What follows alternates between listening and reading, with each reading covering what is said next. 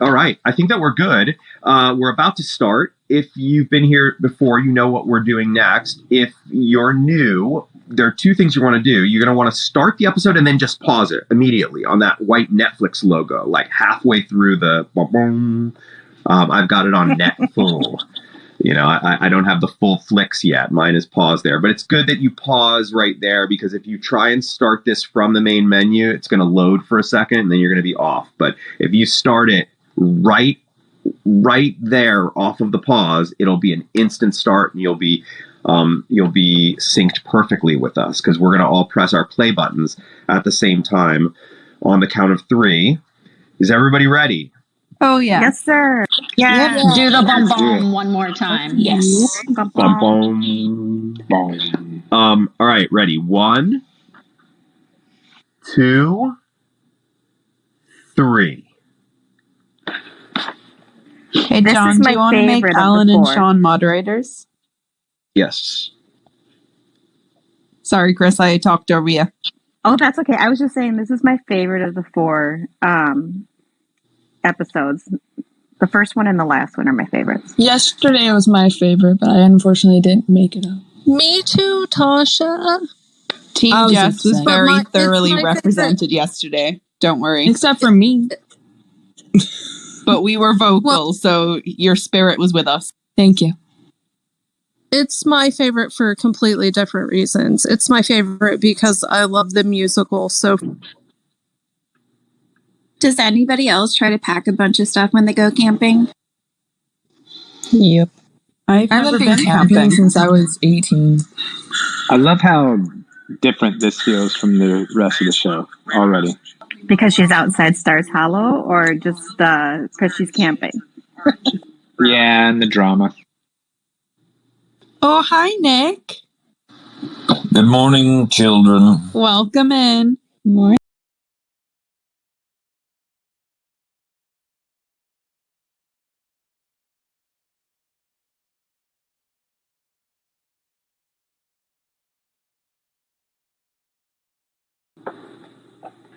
Oh, could I have the time code, please? I'm at 1 minute, 34 seconds. That ice joke is a running joke from my daughter and I. So when we go to a hotel, like, we have a designated ice person. Oh, we do too. It's very important to get the ice. What are you getting the ice for? Who's it for? What are you doing with it? Storage. So are we gonna? Are we gonna actually see Lorelai go on this actual? I think you need to wait. Dedicated. No spoiler. How did she get all that stuff into her backpack, though? Does a backpack like that really hold that much stuff? Yes, it does. Drove there with the Jeep and had more things out of the bag in the Jeep. Depends on how well you can play Tetris. The out of the bag looks like my apartment right now, planning for FanFest. That little weird spoon and fork thing she has next to her head, we have tons of those, and they're our favorite, like, silverware.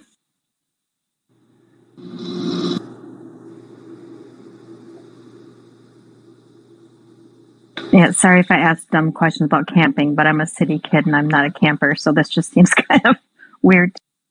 With all her background through Europe, I thought she'd be a little more prepared for something like this. I've never camped in my life. I was raised by a Boy Scout. I camped in the backyard. That does not surprise me at all, John. I've never done it. Never, ever. And I don't know why I've never done it. It doesn't seem like something that I wouldn't be into. I mean, I could see myself getting into camping, but just never really had the opportunity. I guess just no. I guess I could have just done it myself alone. Sounds like we need to plan a Remarkist camping trip. Yeah, you could. And go on. That does sound like fun. I'd be into a Remarkist camping trip, but I'm too old to sleep on the ground. That's Stacey Oristano. If anybody is a Friday Night Lights fan. I was just gonna say, I'm so excited to see Stacey in this one. Glad you brought that up. Is that truly from Bunheads? Yes, it is.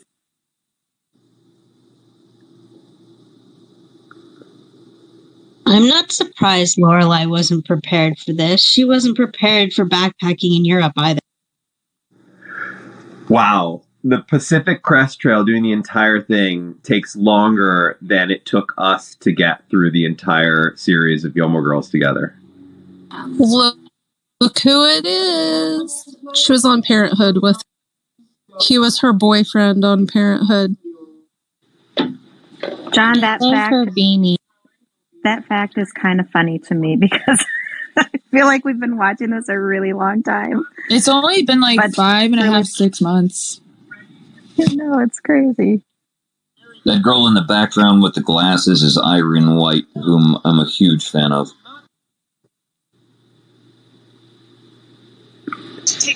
He's also going to be directing, or did direct, the new Ghostbusters coming.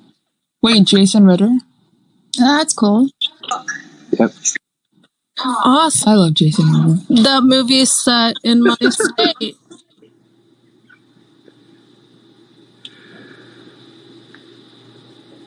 I think this he's dressed with the right shoe. If I'm not mistaken, that role that Jason Ritter played was going to be played by Peter Krause, who is Lauren's real life partner. You wait for it, Sean. You just wait for it. Oh, is he coming? Is he coming in somewhere else? Yeah. I think he was originally going to play that role, and then the schedule didn't work out. So I guess they had him do something else. They squeeze them both. There's a lot of trail that she has to take. Stars Hollow looks very orange and fall-like right now. So pretty. This outfit is a lot more Rory compared to what we saw yesterday. Yeah, big time. Her outfit in summer was just really out of character. Well, when Regina and I were watching it, Steph reminded us that we don't normally see summertime. So maybe that's why the outfits seem weird to us, because we don't normally see the characters in the summer. And if we do see them, like when in season 3, when we had the Lazy Hazy Crazy Days of Summer, when she dressed up in a dress that's completely Rory. And so when we see her this time in summer, it's completely Paddle out of character. Paddle alert. Paddle. John. So how many pigs did you love work pigs. with, Sean? I believe that Paddle was played by 5 different pigs. Yes. Do pigs have a time limit on how long they can work? It's they have a time limit on how long they stay calm before they start freaking out and wanting food. And it is a very, very short amount of time. Animals get better treatment than extras do. Animals get better treatment on set than extras do, frankly. Yeah. I believe that. That sounds about right. Facts. Anyone who's going to the festival, remind me to tell you a really horrifying story about a Bugle Boy commercial I did regarding animals. And someone festival, please right? record it so we can hear it.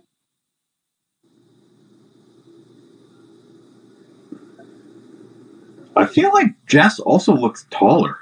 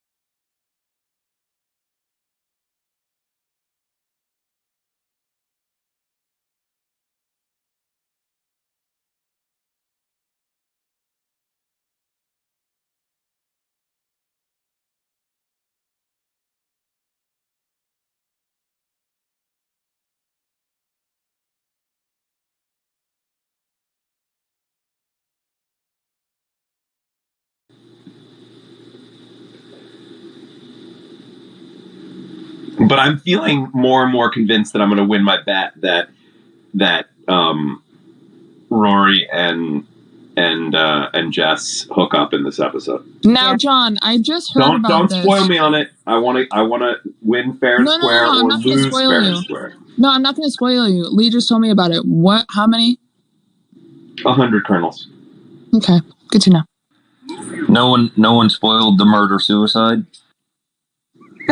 I did. Yeah, God damn it. You just did. I did in the beginning. I said everyone dies. Oh, that's right. You did.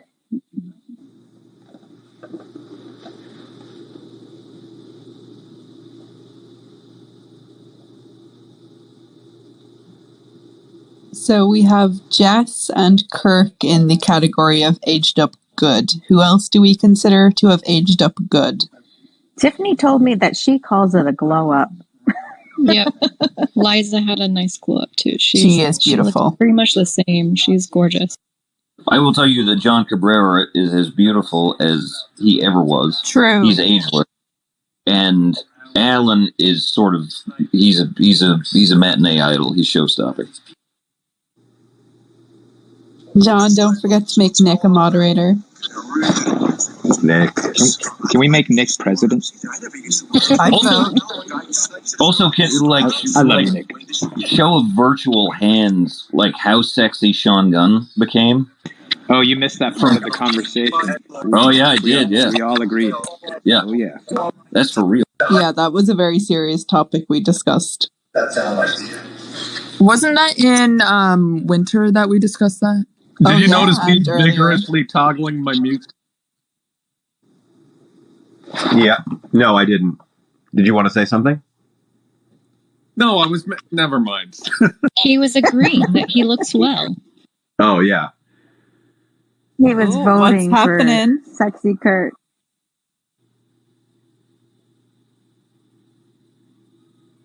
Oh, the love of my life. Milo? Jess Milo, but just that little... Amen. I love that he takes care of Luke. I'm going to say Amen. Scott Patterson is one of my favorite things in the revival. Did that bag say meatballs on it? Is she eating freeze-dried meatballs? Freeze-dried Yeah, freeze-dried meatballs. Apparently, they were like some kind of a coconut ball or something like that in real life. Scott Patterson is one of my favorite things on earth. Such a kind, caring person who makes exceptional coffee and beautiful music. So Never tasted his coffee, but I think that he's really, really great in this revival. I mean, I think he's great in the series, but like I'm especially loving how that character has evolved since the series. Definitely, he did nail the role.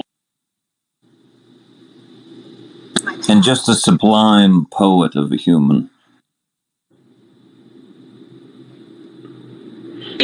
I love you.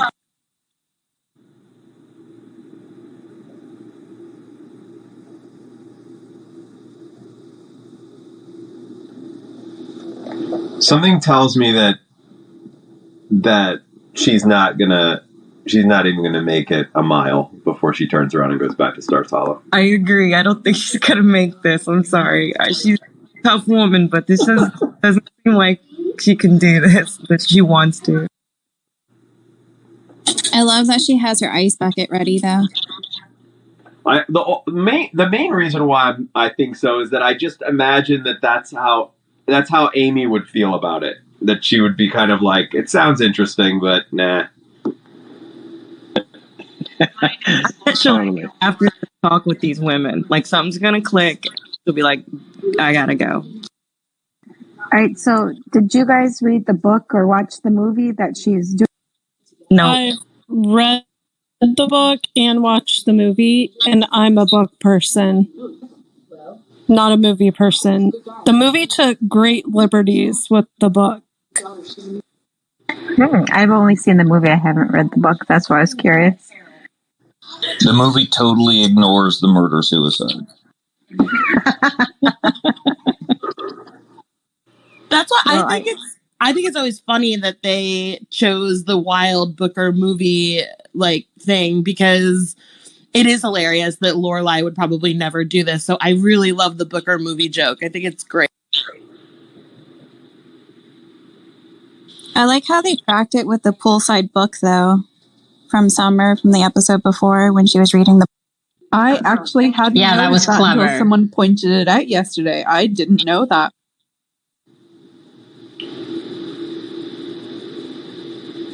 Well, but also in the this year that this came out, Wild was literally the biggest book ever at the time, and the movie was huge too. So it really was a well-timed joke at the time that this came out. Oh yeah, definitely. Oh, this is my favorite part.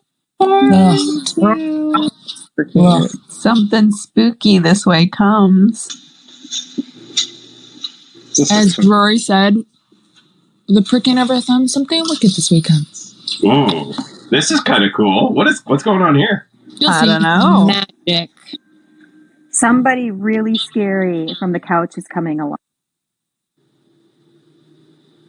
What? What the? Stars Hollow's on drugs. Well, that wouldn't surprise me. Get ready to have the best trip of your life. The little animatronic. Is Hilarious, that animatronics or is that little CGI? It was an animatronic. Was that CGI or animatronic? No, animatronic. Wow.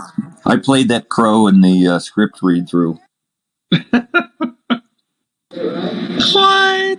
Did you guys have fun filming these scenes? Like, was it just a lot of fun to do? What did she just say? In omnia paratus. All right. Oh, yeah. I was wondering when I was going to see these guys. Fantastic And my favorite song. Favorite part of the whole thing.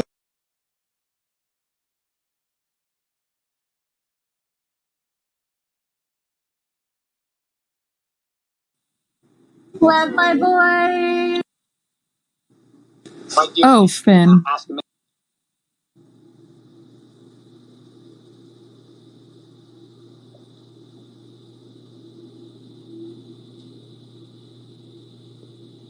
He said, "Drop it."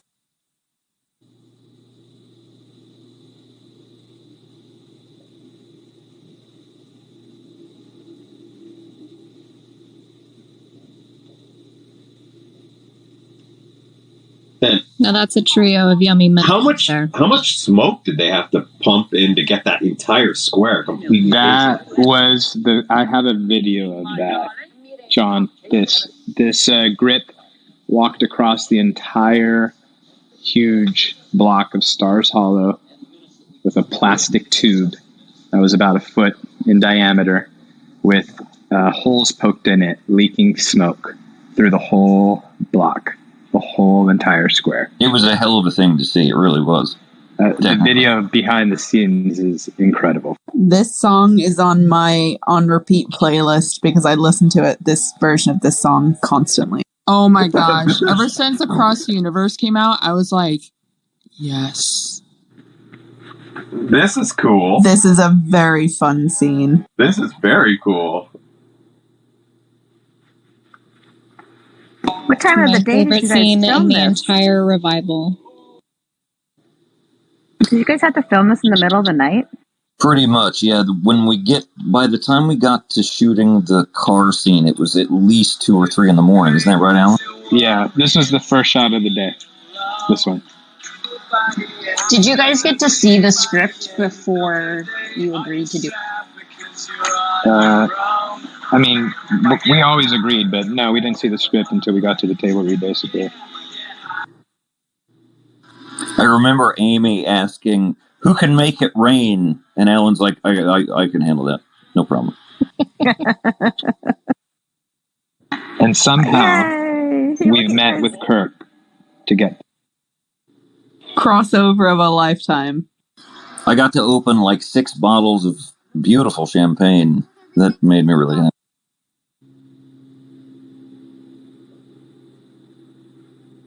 Oh, they didn't use E. They're not using E, were they? No, that was not referenced.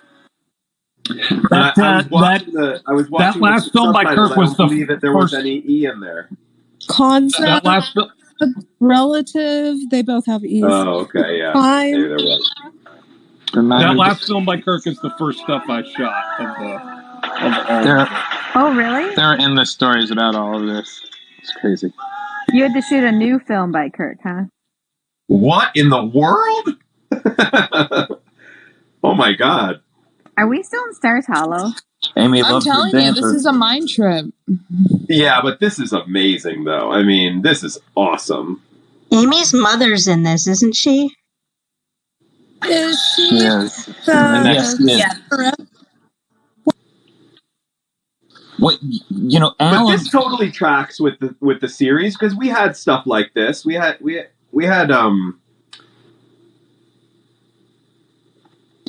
If you were to be an extra in this revival, this was a part to be an extra in. Those dancers were unbelievable. They were, they're all pros. And of the trio of us, Alan is the actual dancer, and he didn't get to dance in it. He's got to stand there looking cool with some girls. Yeah, they had weeks. They had weeks of rehearsal. I had a day. It was hilarious.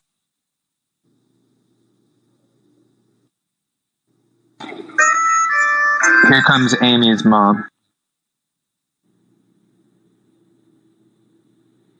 Weren't E6 and Baked the same thing? A professional dancer most of her life.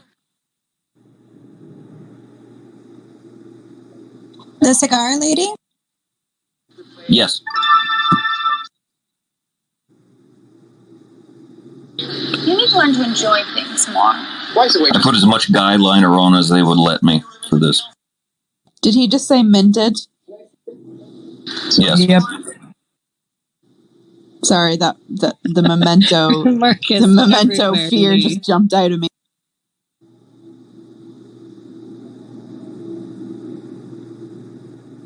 How much money does Colin have that he can just buy the club?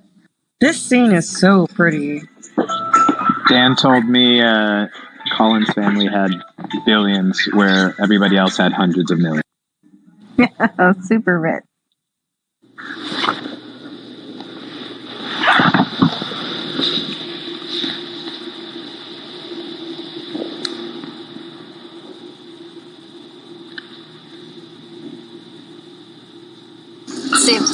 Every time I see a dancing scene in a movie, I always think about the fact that the music's not on and everybody's just doing their best to be quiet so they don't mess with the dialogue. Sure. And I did not like the way. One of my favorite memories was watching this scene with Dan and Amy at the monitor while they were making it. It was awesome. I think it's her best work in the revival. We're together. Nice and sharp.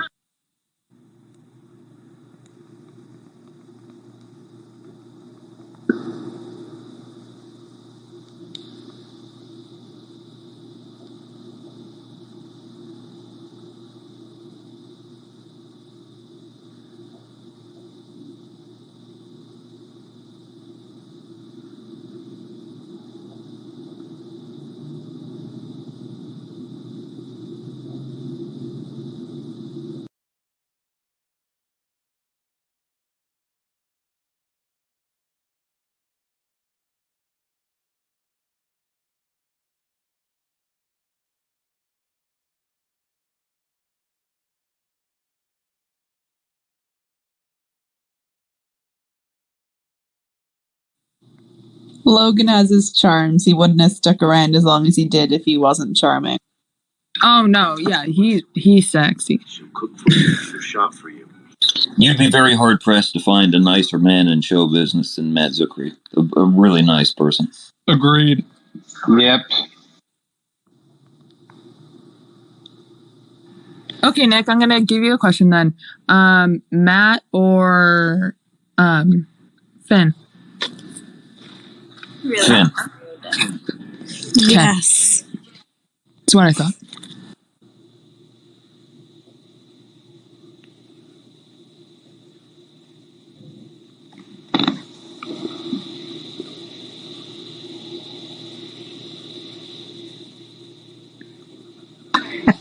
Rosemary Clooney all the time.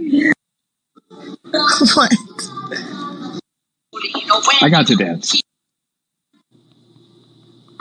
Table dancing. Not the dancing we were thinking, Ellen.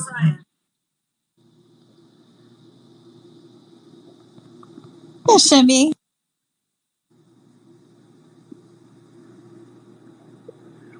I'm trying to remember what set this was that they repurposed. The inn. Yeah, Right, it's right, the right. dragonfly. It's the dragonfly.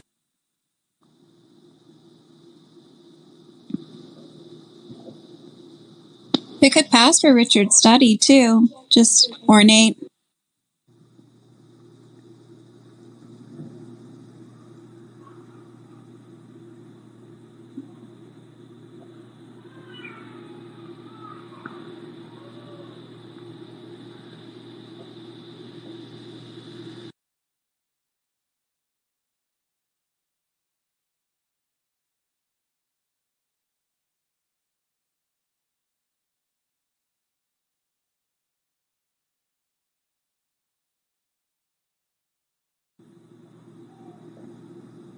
That sweet music can't trick us into forgetting he has a fiance.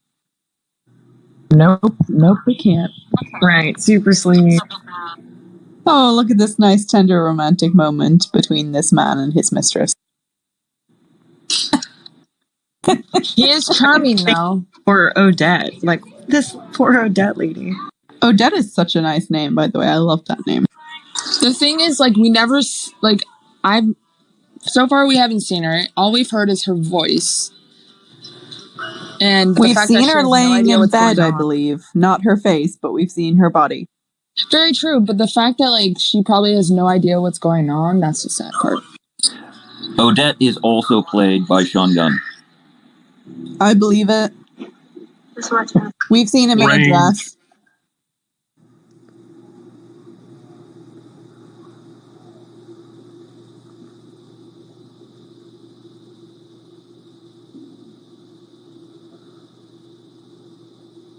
And we all could have used a little bit more shirtless Matt Zuckery just throughout the situation. Okay. Oh, yes. Oh, yes. Absolutely agreed. Love Luke was supposed to. He definitely prepared for this one scene. He looks good. Amen.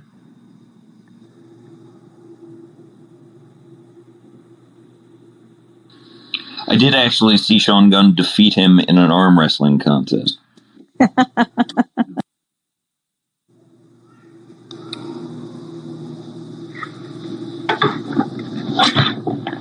It was only because I slipped a Mickey in his drink. Well, you're a romantic, sir.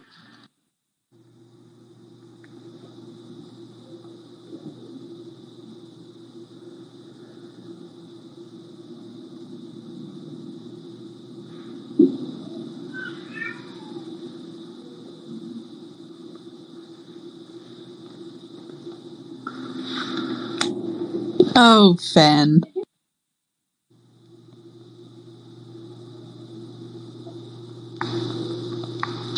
I really thought they were going to give me a fake steak, but they did not. It was a real steak. Ew. I bet it was a real steak and a fake breakfast martini. I bet. That's unfortunate. Thasnk couldn't join us. That seems unfair. Too bad Tink couldn't join us. My car's almost here.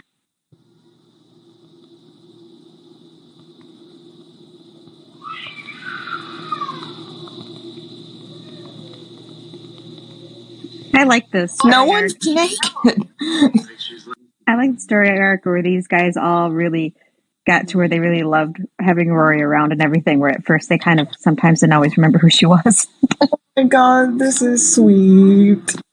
This is very sweet. Alan, was it you that was playing back the scene from Wizard of Oz before we went through this? This is like Wizard of Oz, right? Yep. Yeah. This is from this is a Wizard of Oz homage. I love it. This is great. This is so awesome.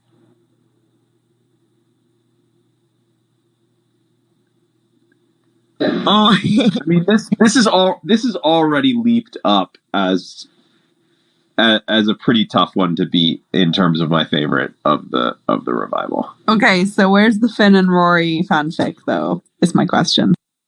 It's coming. We'll have a memento for that. Is that your memento for today, John? No, it's not. And don't forget how much. I don't know. Never. Chris is tired today. Bless her. No, I just remembered I can't say what I want to say because it'll spoil John.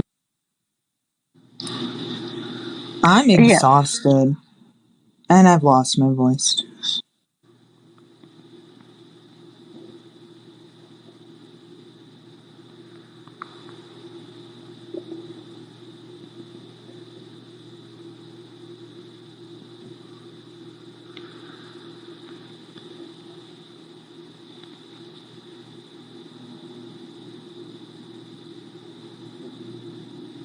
I feel like that was an awkward last kiss, though. They did good on it. And you know what's crazy? We're only 30 minutes in. I do now is a little ambiguous. Yeah, could be I do know that now, or I do need rescuing now. I think there was time for maybe like a pool cleaning scene. I don't know. You know, that would have been great as like a closer.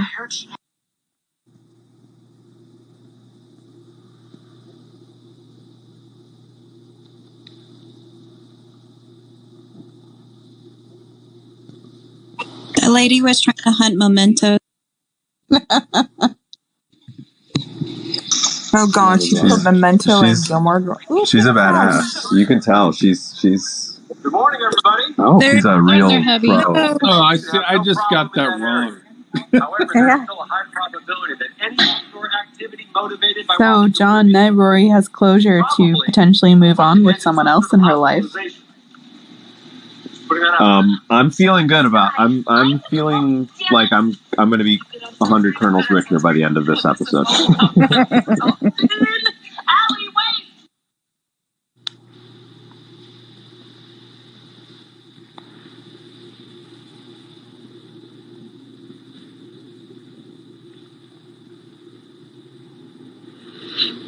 It's called My Wedding Ring to You.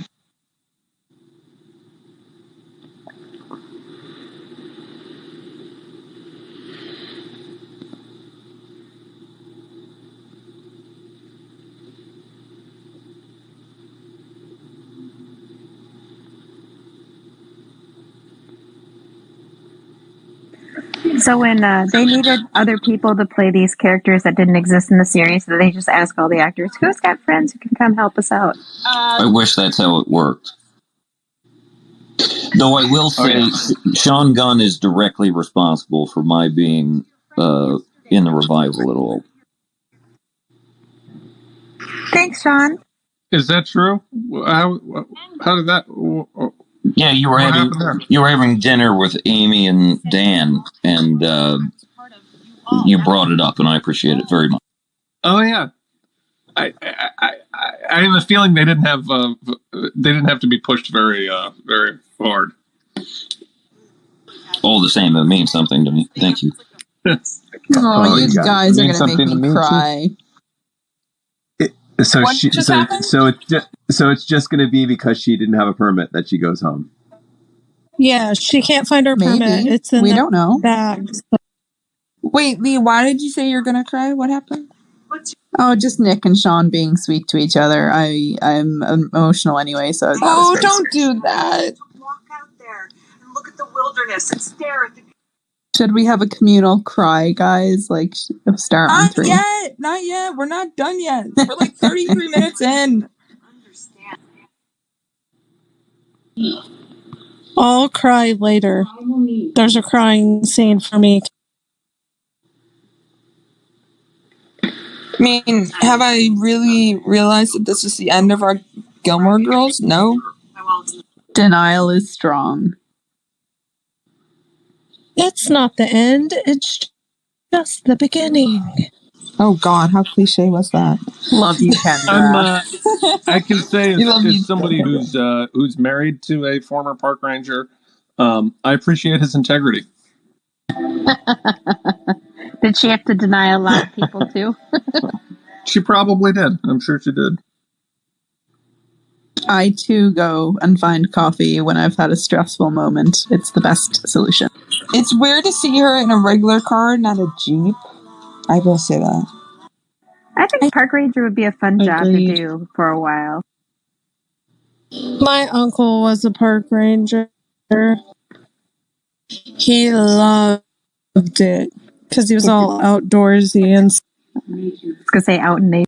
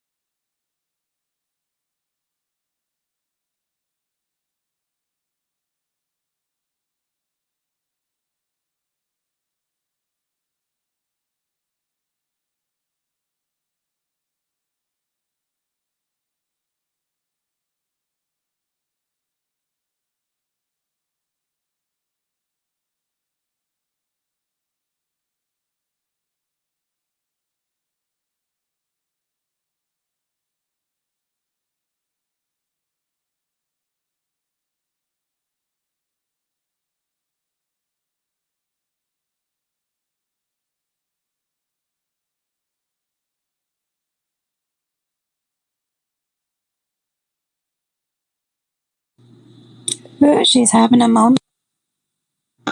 Mountains will do that to you. Lauren at the table read made me cry during this.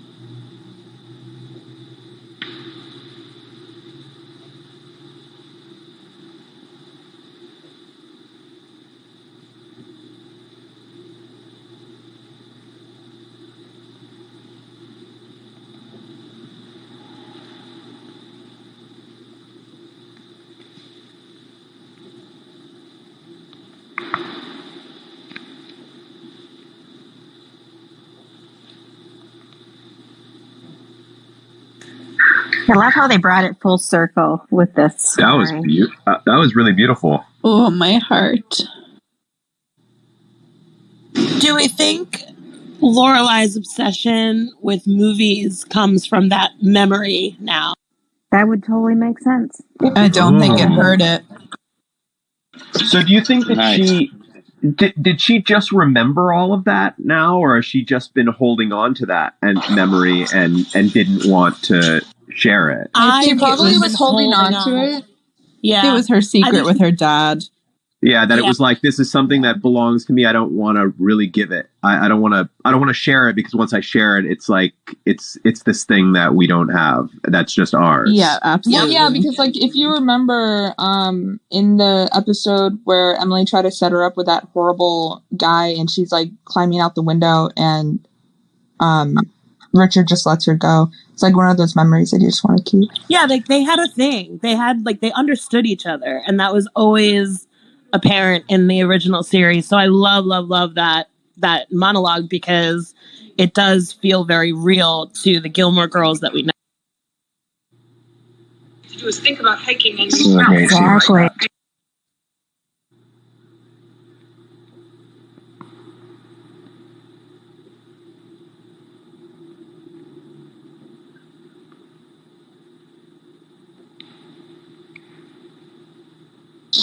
This is so true. When you come back from camping, it feels like everything smells.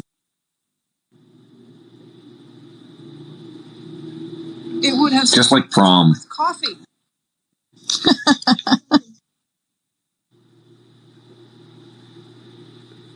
I'm sure there's more to that comment.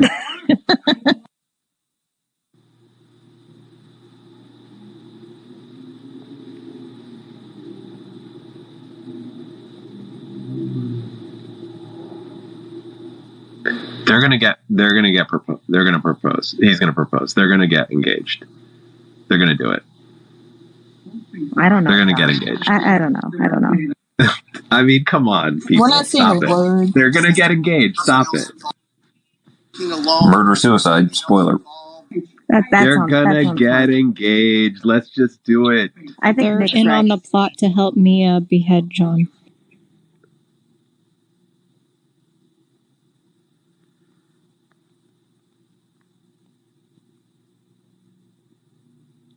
I hate that her proposals all come out of desperation, though. But that's them, though. But this one doesn't feel like desperation so much as it's realization. Yeah. And he's fighting for her. That was like her with every other guy, too, though. Like Max.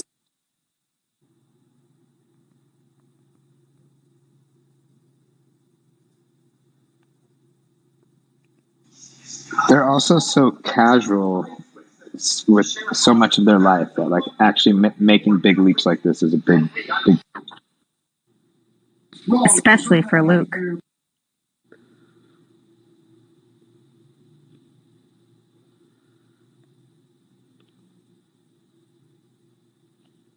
He's going to do anything for her.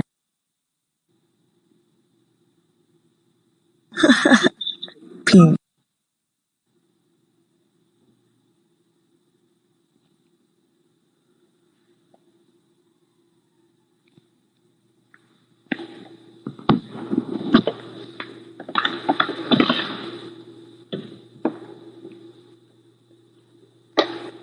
And also, Digger. Throw Digger in there as well. No one remembers Scooper. And Alex. Throw Alex in there as well. Come on. Oh, Alex. Yes. Yes.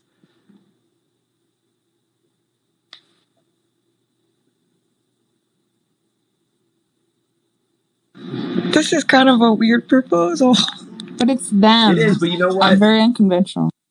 They're weird, so it works. And it's her asking him, and he's like, "What?" I love that she planned around his going early on Sundays. He says, "Will you marry me?" And they don't kiss. Where's the hug? Oh my god! Look at that. Nice. Oh, come on now. Is Kirk still selling rings? That's the good stuff. That's right the same there. ring, right? Ring. It's the same ring. Come on, now let's just get a hookup between Jess and Rory, and we'll be good to go. And we'll have the perfect end games. Yes. Finally. What's funny is that I have this on, but I also have Friends in the background on mute.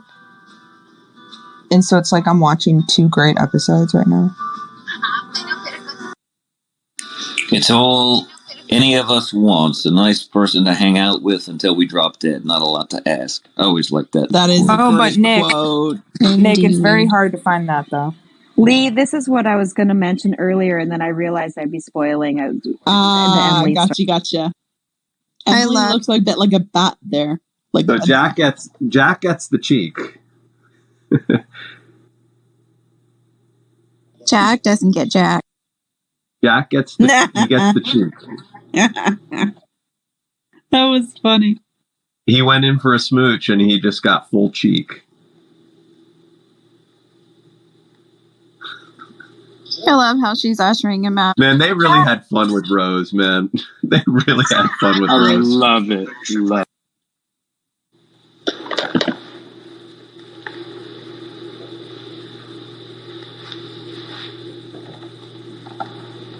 Again, all right? Yeah.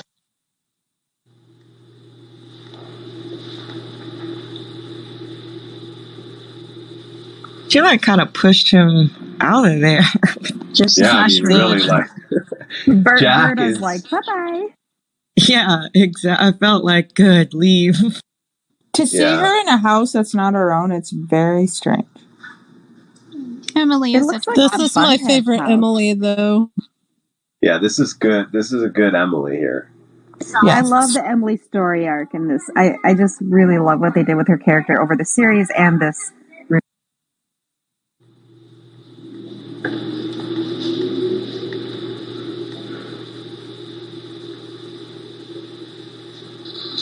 Also, Kelly Bishop is impossibly charming and lovely to be around in person, in my experience. Love her. Truth. I think I speak for everyone here when I say we're really jealous that you've gotten to be in the presence of her. Absolutely. Oh, yeah, very much so. I have an original Chorus Line poster in my home that I'm very proud of because I'm obsessed with.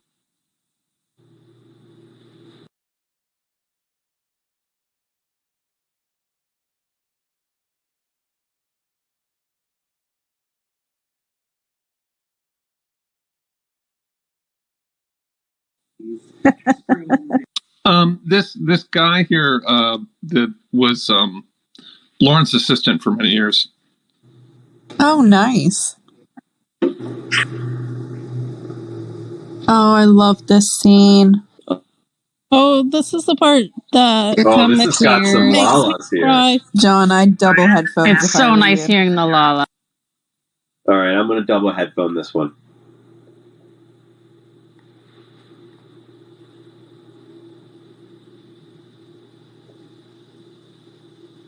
Oof. These are the lalas right here. They are the best lala. My favorite scene of the entire definitive lalas. My favorite scene of the entire revival is coming up in a minute. I also love that after all the seasons of Gilmore Girls, Emily finally found a maid that she actually likes, even though she has no idea what she said. Oh, God. Great I think Sam that's why Phillips, she who does likes all her. the... Oh, guys. Hold on, wait. Oh my gosh, that's kind of cool. Oh, my heart.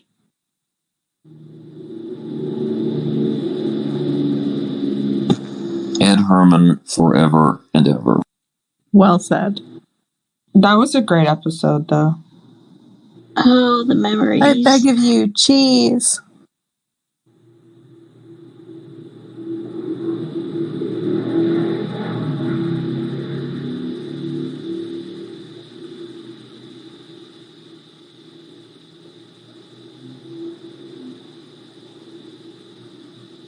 Oh, God. This makes me a rough stop in my heart.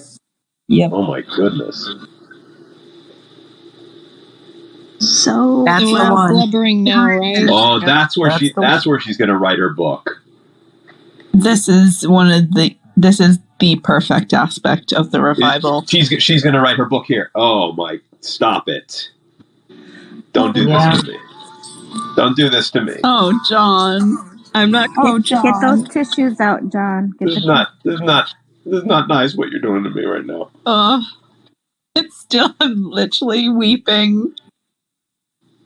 Holy, this is freaking awesome, man. Fall is the best. I mean, where This else is would she write awesome. her book? Oh, good. This is awesome. The pig will help me. Petal! We love you, Petal. I needed the. Now we need to get a little Petals Kirk for the sake. And we need to get some Kirk, and we need to get a little bit of Jess. A little and bit of Rory action. looking up. I need some jokes. Knock, knock. Who's there? Just listen to Michelle. Tears. Here's who? Yes. Green skeletons in that closet of yours.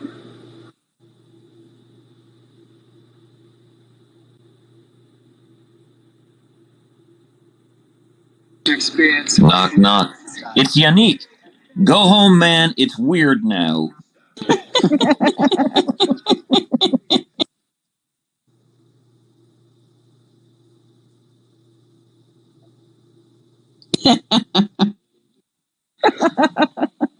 Oh, Michelle.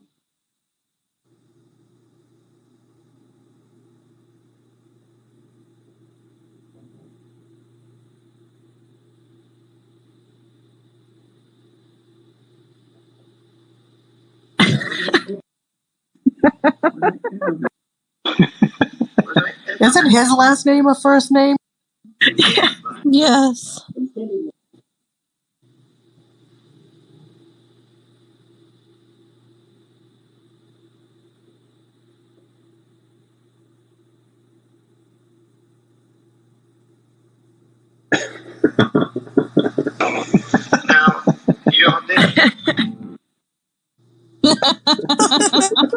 He's the best.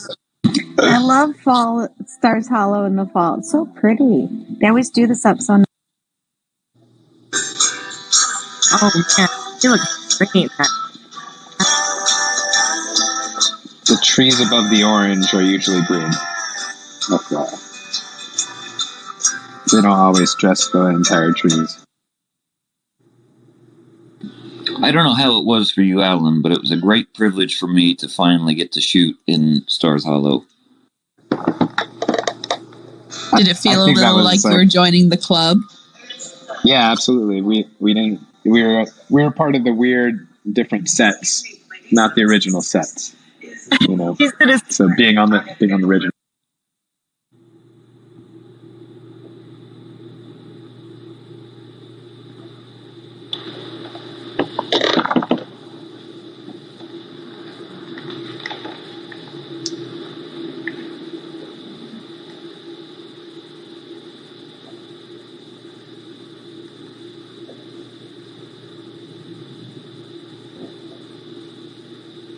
A triple homicide in Stars Hollow? They're sassy nuns. They were all squirrels. The nun at our church is super freaking sassy. She reminds me of these ladies.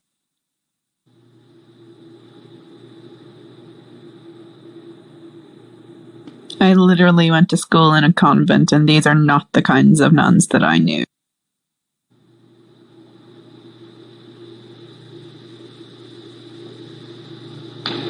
I went to Catholic middle school. Sister Noreen was not as cool as these ladies. High five, Alan. Nun trauma.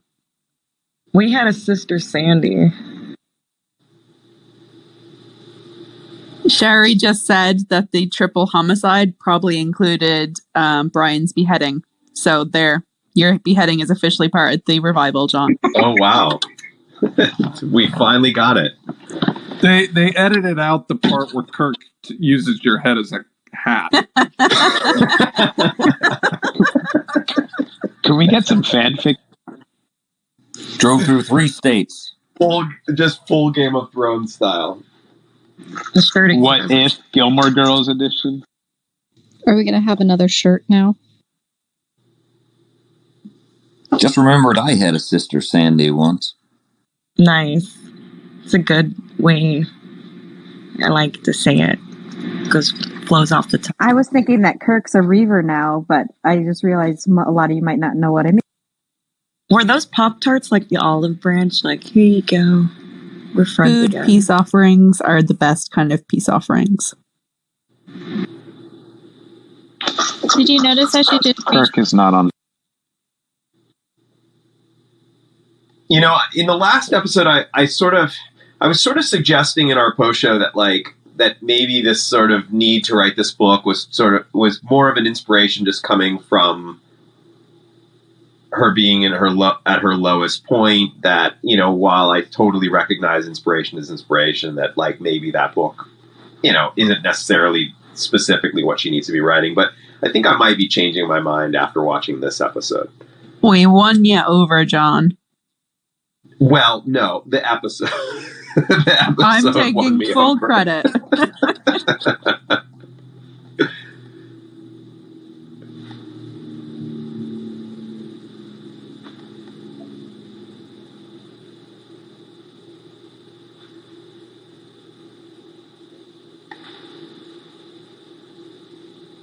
Oh, it's The that's Gilmore kinda Girls. That's cool. They did not forget the article. That's good. They did not forget the indefinite article. Or the definite article. It feels like they must have left my mother out.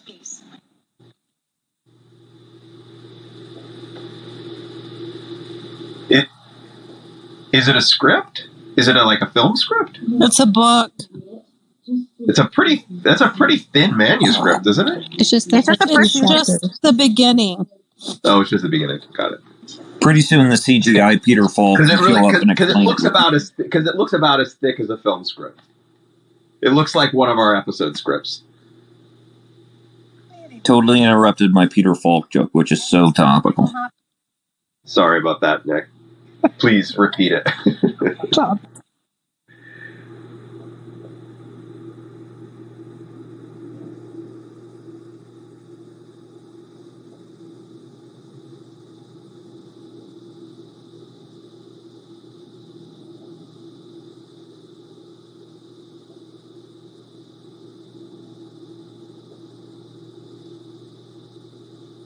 She's going to read it. She's going to like it. Oh, John, put your headphones on for this scene. I love it. All right. Double headphones going on.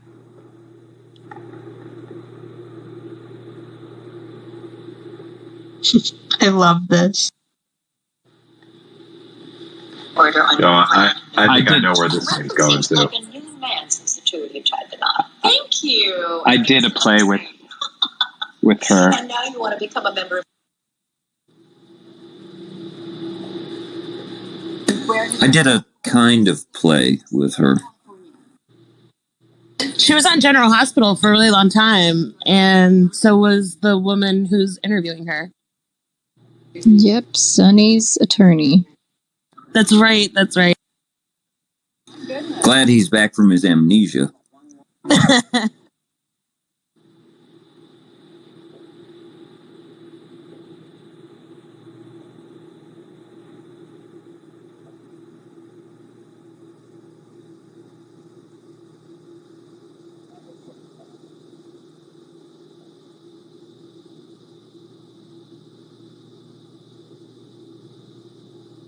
I love how Emily is just like, I need a cookie. I don't, but I'm a good shopper.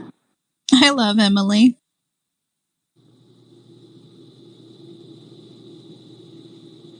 I hate the girl in the red. That napkin slide was just perfect. I'm sure they did. There it is. Yes! Best Emily moment.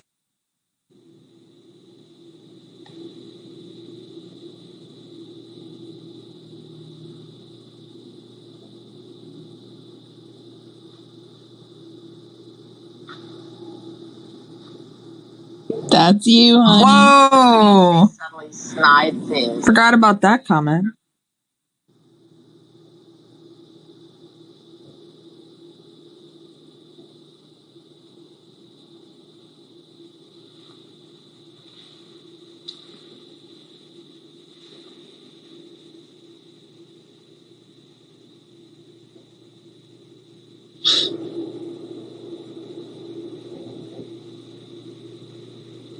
Proctologist.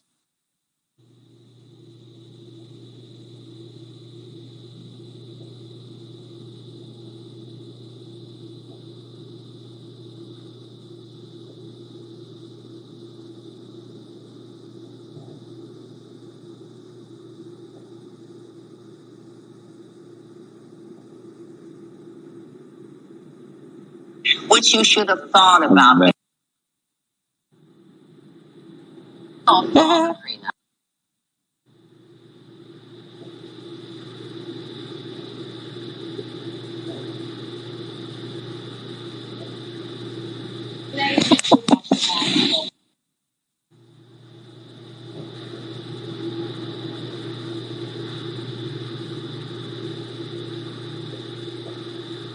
Kelly Bishop's a master.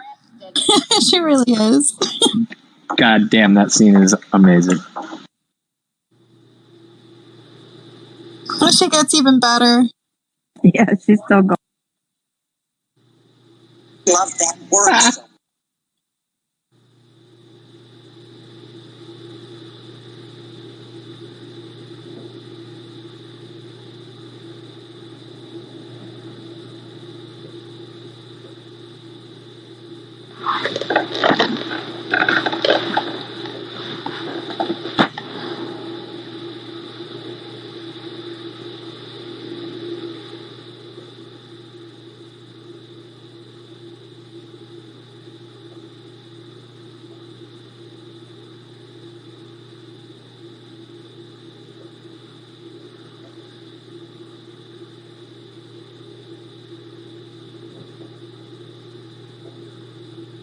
That Emily scene is reminiscent of the Shira scene when she read her. The only line I don't totally get there is that last line, because it felt like she's having a realization about the DAR in general, but I don't get why it died.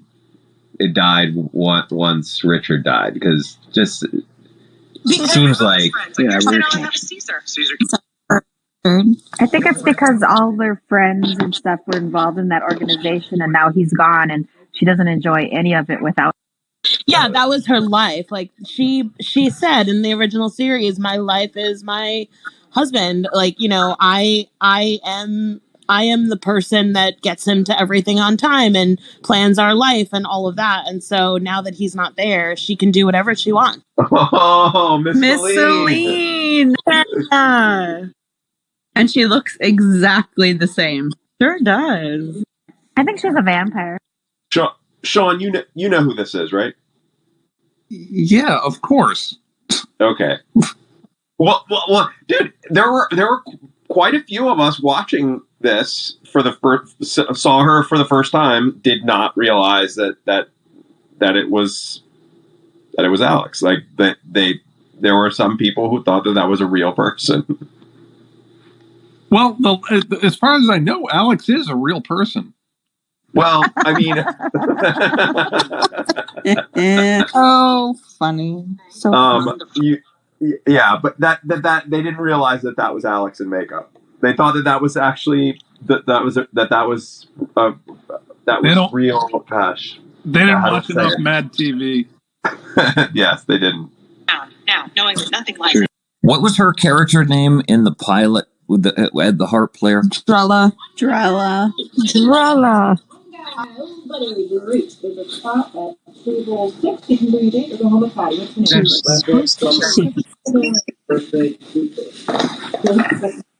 it spelled the same? As what? As the real. I forgot the storyline.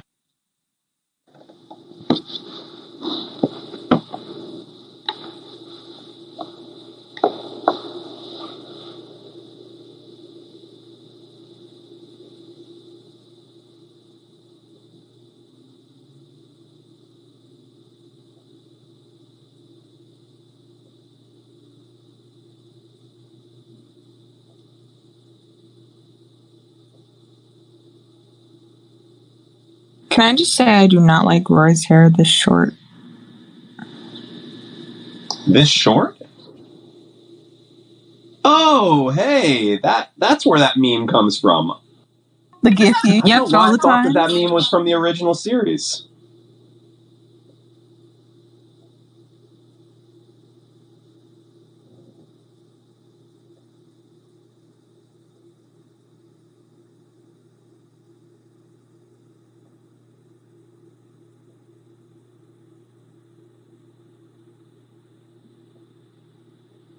Oh, I forgot that one of my favorite moments is in this episode. I have a few, but one that just completely escaped me.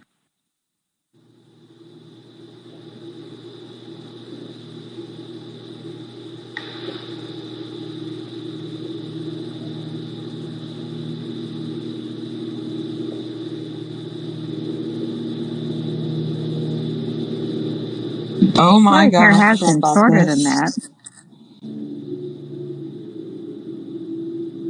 Oh. Oh, Yep. indeed.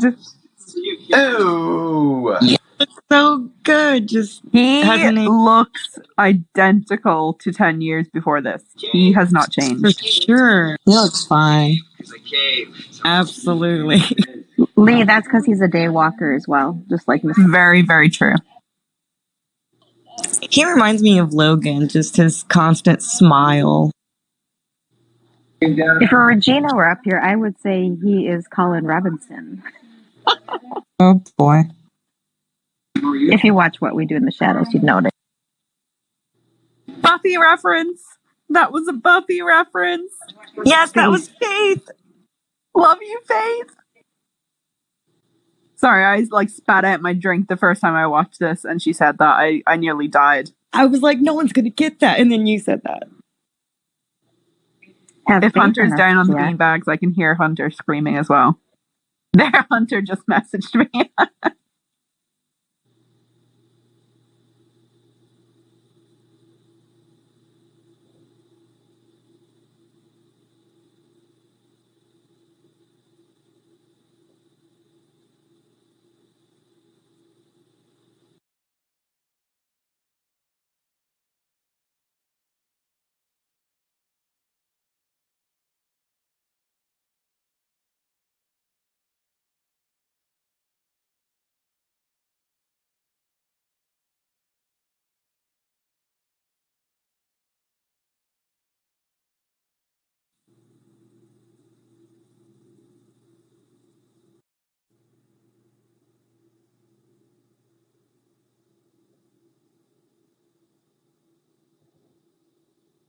That's a good question. Mine in this book. Lane said the same. I was gonna say everyone just wants to know if they're in it.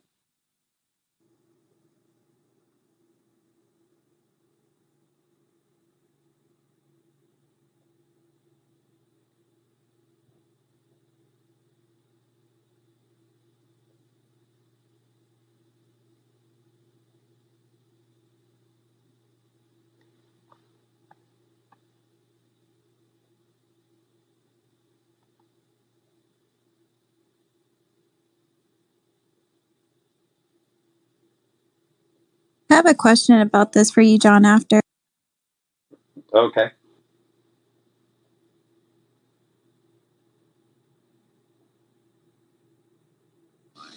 It occurs to me that that Sutcliffe and my wife's ex did a movie together, and in that movie they play lovers, and Sutcliffe's name is Dean. Ooh la la.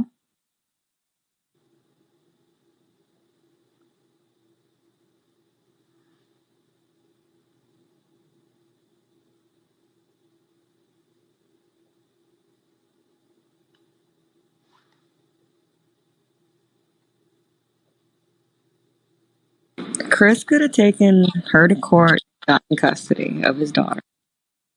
Or he could have, driven the 20 minutes and visited. Look at her flat out asking him why he wasn't there for her when she was a kid. Yeah, it made him super uncomfortable real quick. Yeah, that stuff doesn't go away even when you're an adult. You still don't understand why. And no answer a parent gives you is adequate for you Exactly. as the child. Because there's no understandable reason for that, you know? You should have been there. That's basically it. Yeah, I don't know what kind of answer she was hoping for. I think she was hoping for something she could write into the book to explain why he wasn't present as much. Yeah. But she also wanted to know for herself. But he didn't give her anything there except for he felt it was destined that way. I think it's the series never asks Chris what he thinks or what he thought about it. Oh. So this is a moment for this series to ask Chris, hey, what did you think about Lorelai raising Rory alone? I think that's a really cool narrative. I also liked his response. I liked how he responded. That it's the I think that it happened as it was supposed to have happened. It still I doesn't agree. explain why he wasn't around, though. Well, I mean, he did explain. He said that Lorelai made the decision to keep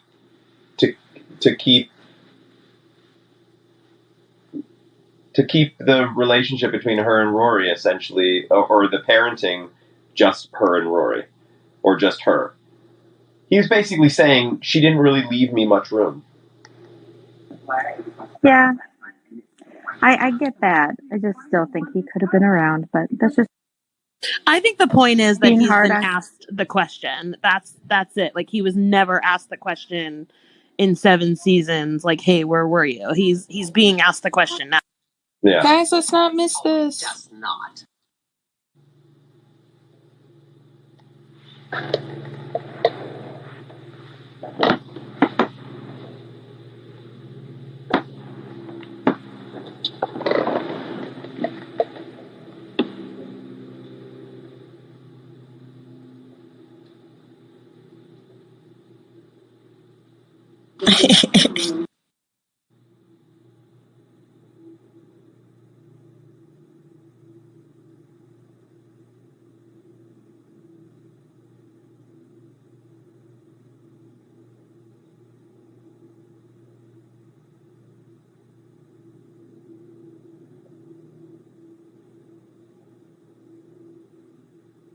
Was she pointing out differences between the sets?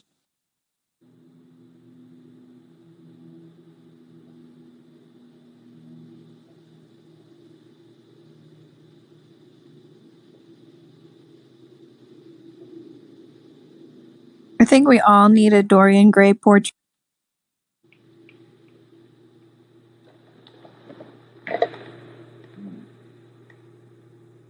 The house across the way went for it.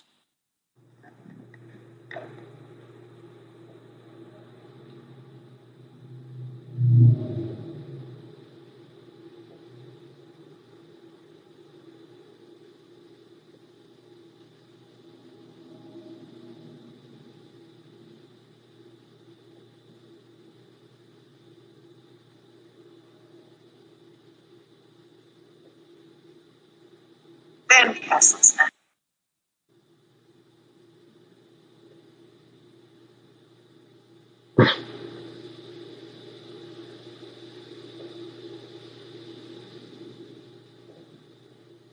Emily's fun. I love this style. I mean, just the reference to a Mammoth play is just so on brand for the series. Some weird.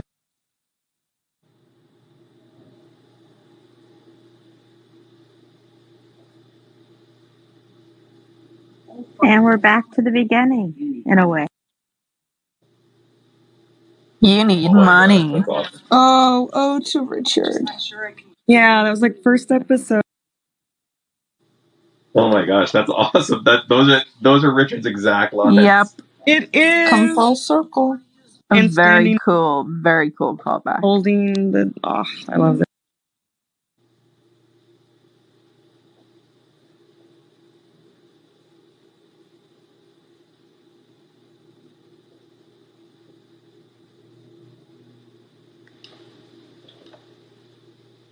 And Emily wanted a spa.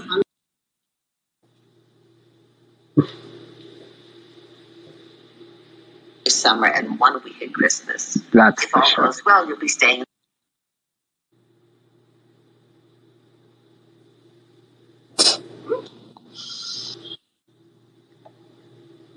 Would Emily really be Emily if she let her have it? Without conditions? Culture.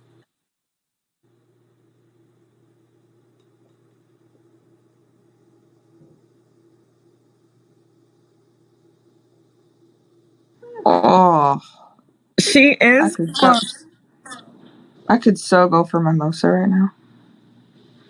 Like a peach Bellini. Don't use the 69 Dom for a mimosa, for God's sake. Well, sorry, Sean. Damn. I've never met anyone so sensitive about Don Chernobyl. Sorry, Nick. Did I ruin another joke of yours? It wasn't going to land. It wasn't going to land, and I realized it.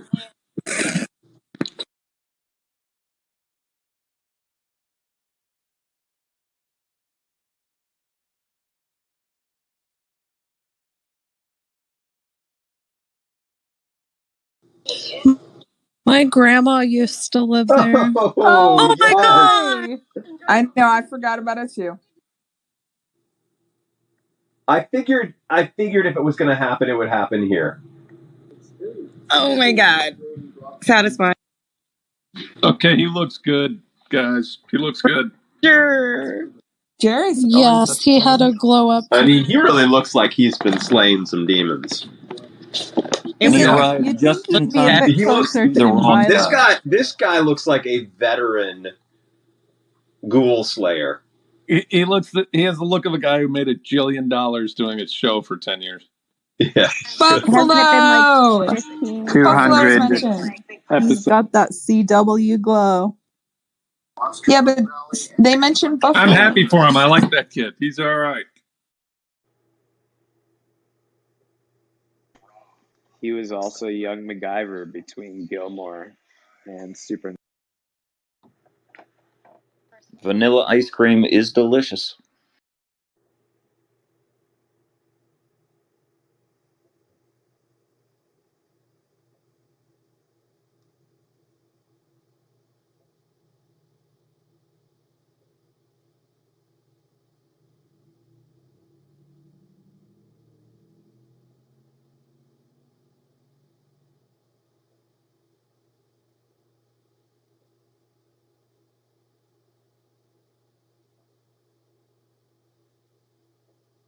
Uncomfortable. That you were a dick. You called me.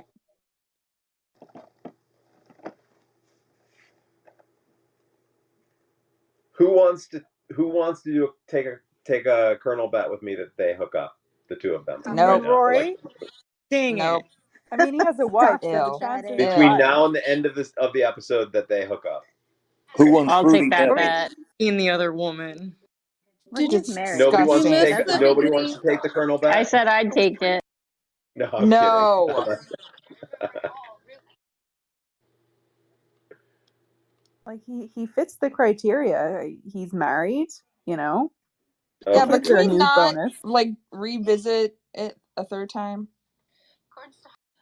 In the beginning of their conversation, when he mentioned his wife Jenny, that is in reference to Jared's wife Genevieve. Yeah. Yeah, because he calls her Jenny. I thought that was clever. 3, 2.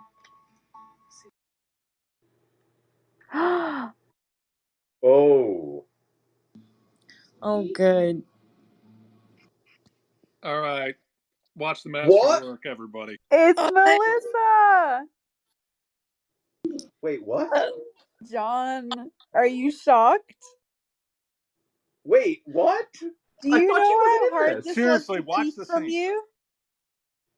Initially, she wasn't asked because Headphones. it was assumed. Headphones, John.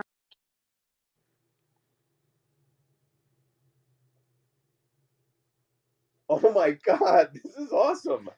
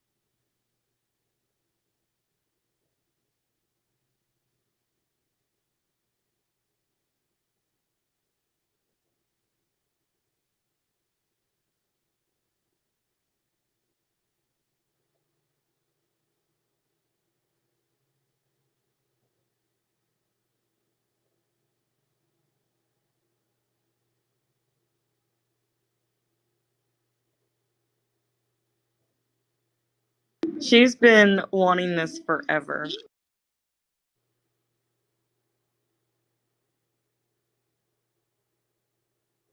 If you want a classic or what?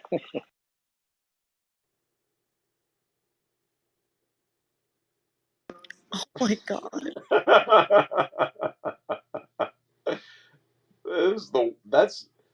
That cake is just ridiculous. The milestone cake?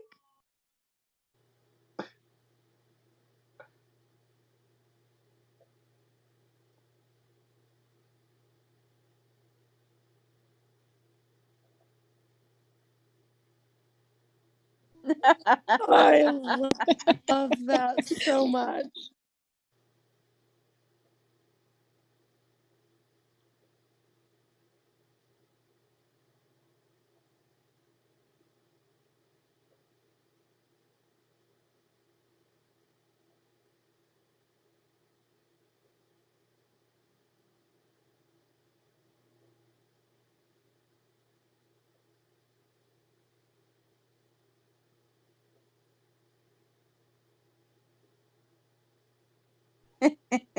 I love Michelle.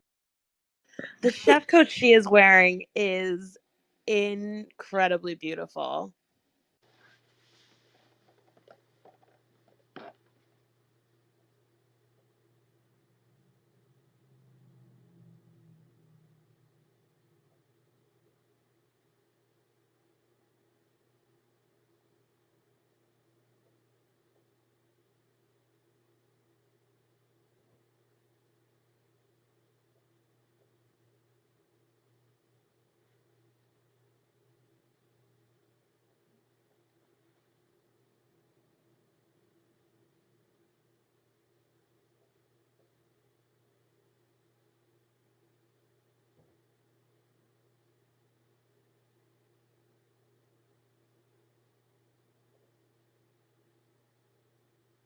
Is that the mass suicide, Nick? I thought it was Jamestown. You wait for it. Wait for it. Don't spoil it for John. People eat a bunch of dirt. Jonestown is the mass suicide.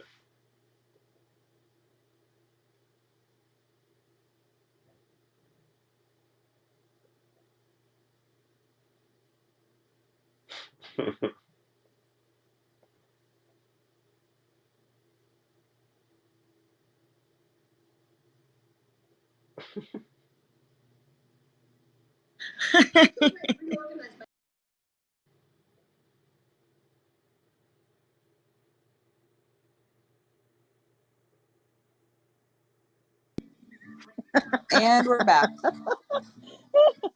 Granola's half gone. I cannot believe how unspoiled I was for that. I cannot believe how unspoiled John, I I was. wish you could have seen the group chat when you said, "Oh, it's such a shame Melissa couldn't do A Year in the Life." We were all going, "He doesn't know?" I had no idea. I really thought that that's what I had heard, that she just didn't, that it didn't work out, and It didn't until it did. that's wild. Oh, I love this Emily.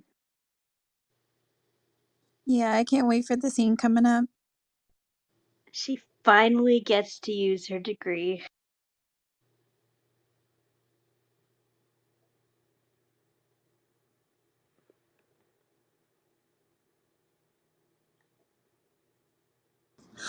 This is great. She's so on point. Oh yeah, so in her element.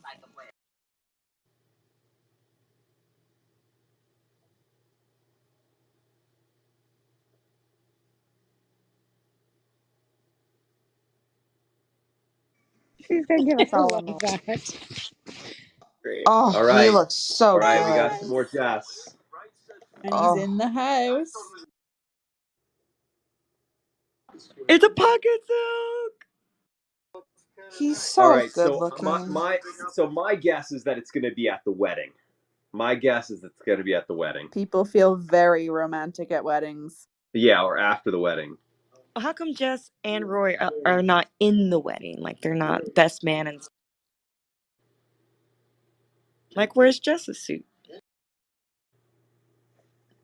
Everyone prepare yourselves. Hey! Yay!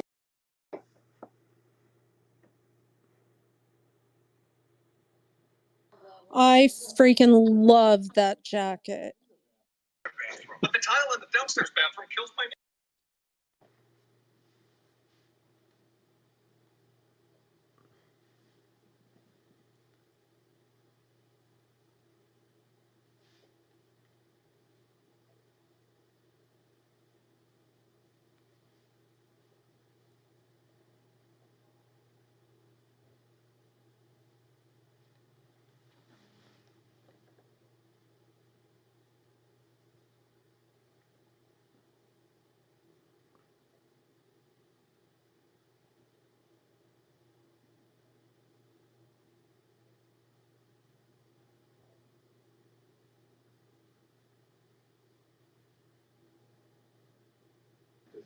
Ew.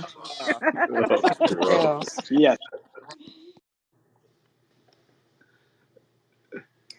I think it's easy to collectively agree that Sean Gunn steals the entire series, including the revival. Absolutely. Yep.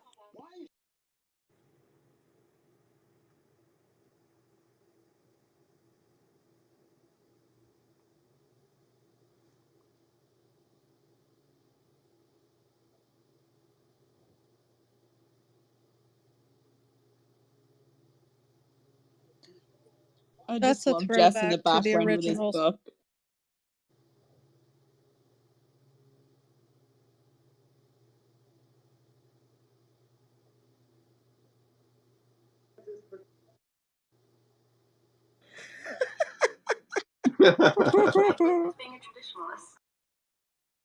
More Pop-Tarts. So much. They even got a plate.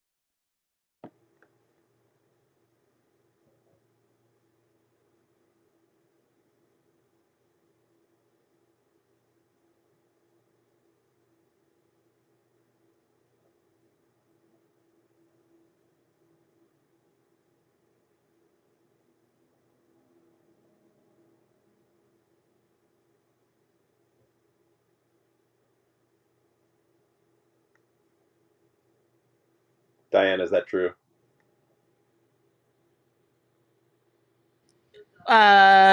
Which about suing?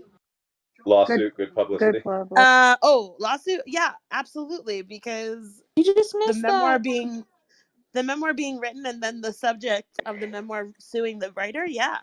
People want to know why it's scandalous, I assume. Did you like the social I network? did. I did. By the way, get that she removed the definite article, which is good. Poor Kirk sitting I there love this sulking on the moment.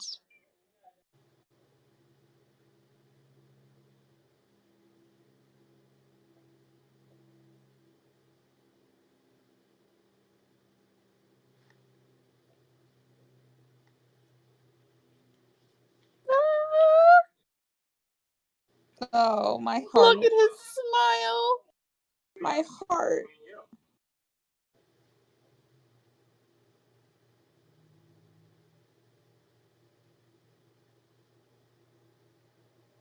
Such a liar. Long over, huh? That sounded Such a like liar.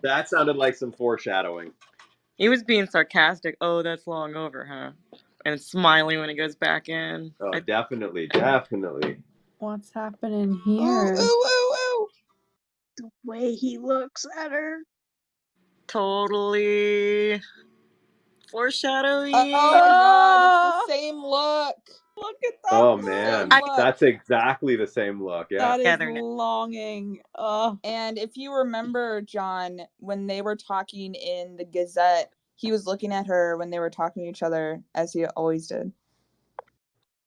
Peering through the window is not creepy at all. I love That's what I keep telling people. I keep saying. I always thought of Kirk as Lorelai's other child, and just there we got to see him sleeping on the floor and Rory on the couch. So I.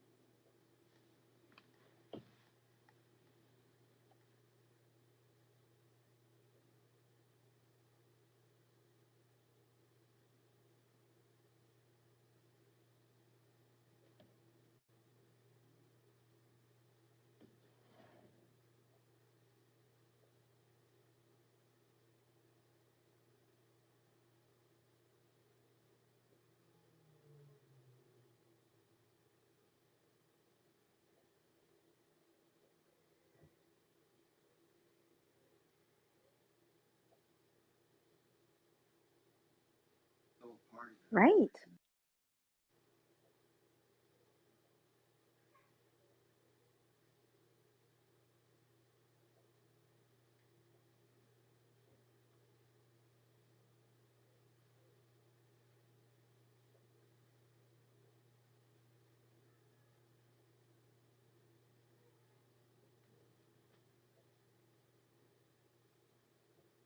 Oh. I kind of I thought it for a moment. I'm like, are they gonna elope tonight? Yeah.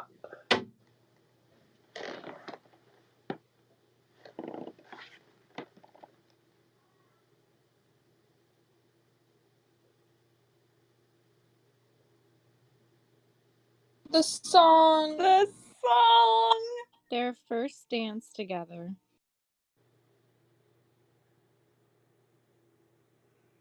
It had to end with this song.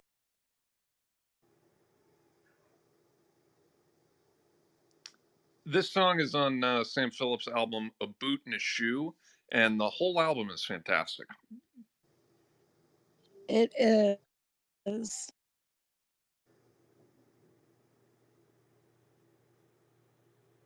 A little Alice in Wonderland.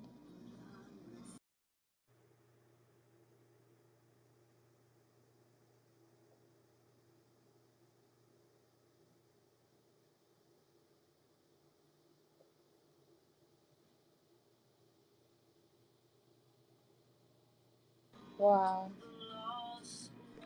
How Kirk did that in 2 hours is amazing. That's freaking awesome. I think Kirk has found his calling. He doesn't have to take all those crazy jobs. I love That little moment is so sweet. That's amazing.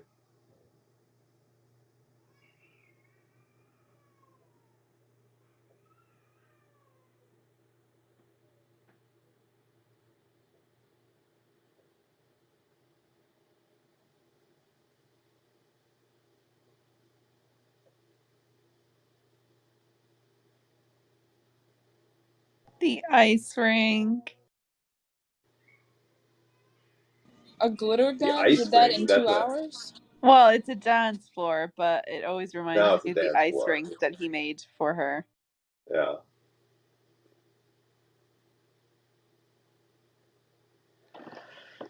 Oh.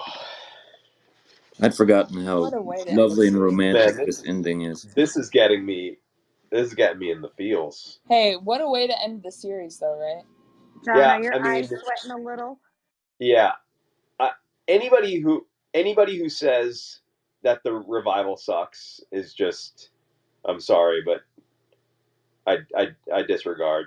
I mean, Yes. So not this okay. They could just say that like some parts of it does. no, like the revival's great, and this episode is just freaking awesome. Emily the best tucking of in the. her adopted family. I love this new Emily. Jen, how are you feeling about this episode? I cried a little bit. No big deal. Michelle's there. I love that Lane is there. Yeah, this is awesome. Yeah.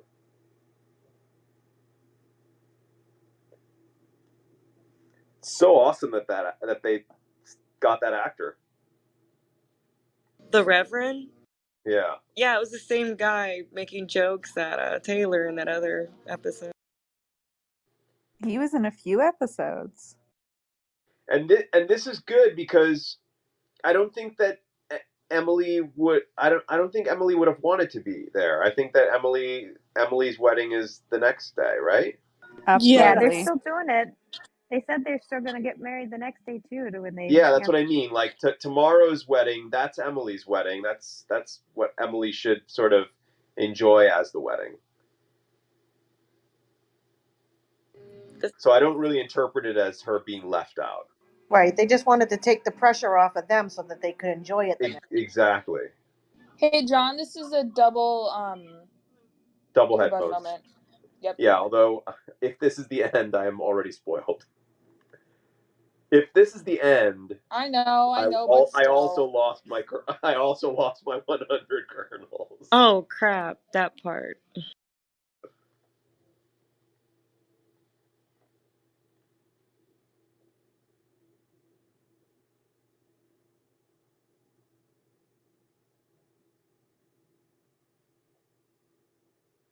Half the fun is getting there.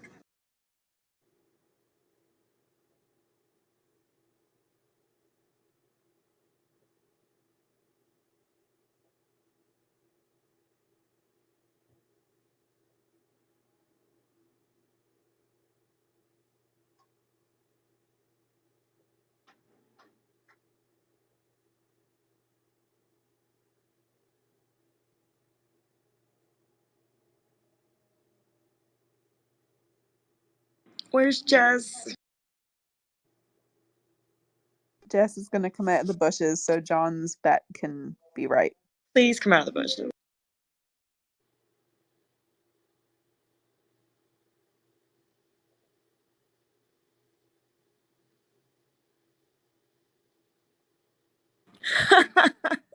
Oh, Fine. Paul. Rory's the worst girlfriend.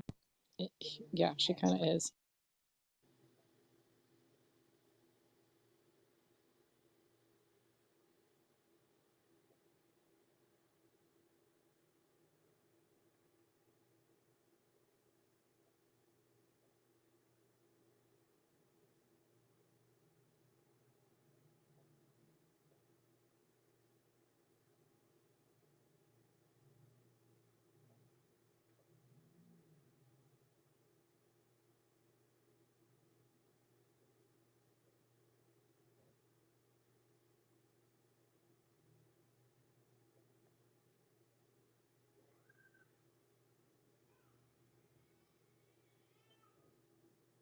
And there it ends.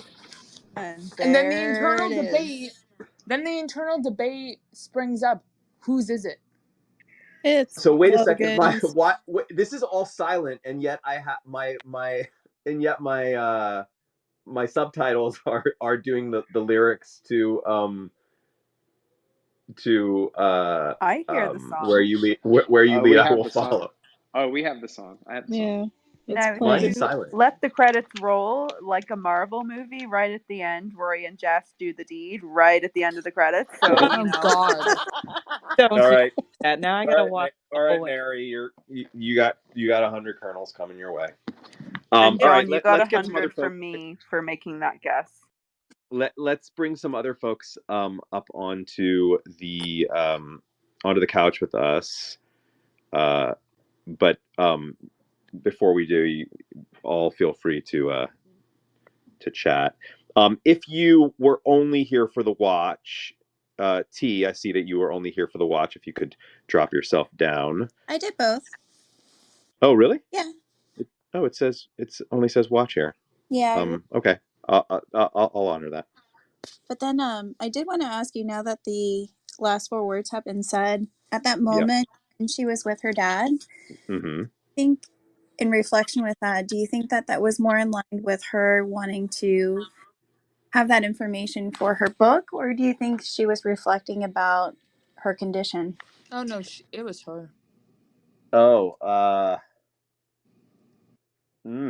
I think it was both. When I first watched this, I hadn't really thought about that in the scene because I didn't really think about it. I knew that those lines were coming up, but I wasn't really in the mindset of knowing that. But no, I think that I think that she was just asking. Oh no! Now in hindsight, it makes sense that she would be asking because she already knows. when I first watched But this, let I me was actually bring thinking, some folks up here on the couch with us. So just give me a second here. Kathy Ann, Kelly, and Stacy, come on up. Let me just open up the couch. Sorry. Kathy Ann, Kelly, and Stacy. Stacy. Hey guys. Kathy Ann, Kelly, Sherry, Charlie, Tiffany. Yay, Sherry. Oh, thank you, Lee. Mwah. I'm always excited to see you, honey. And everyone else, of course.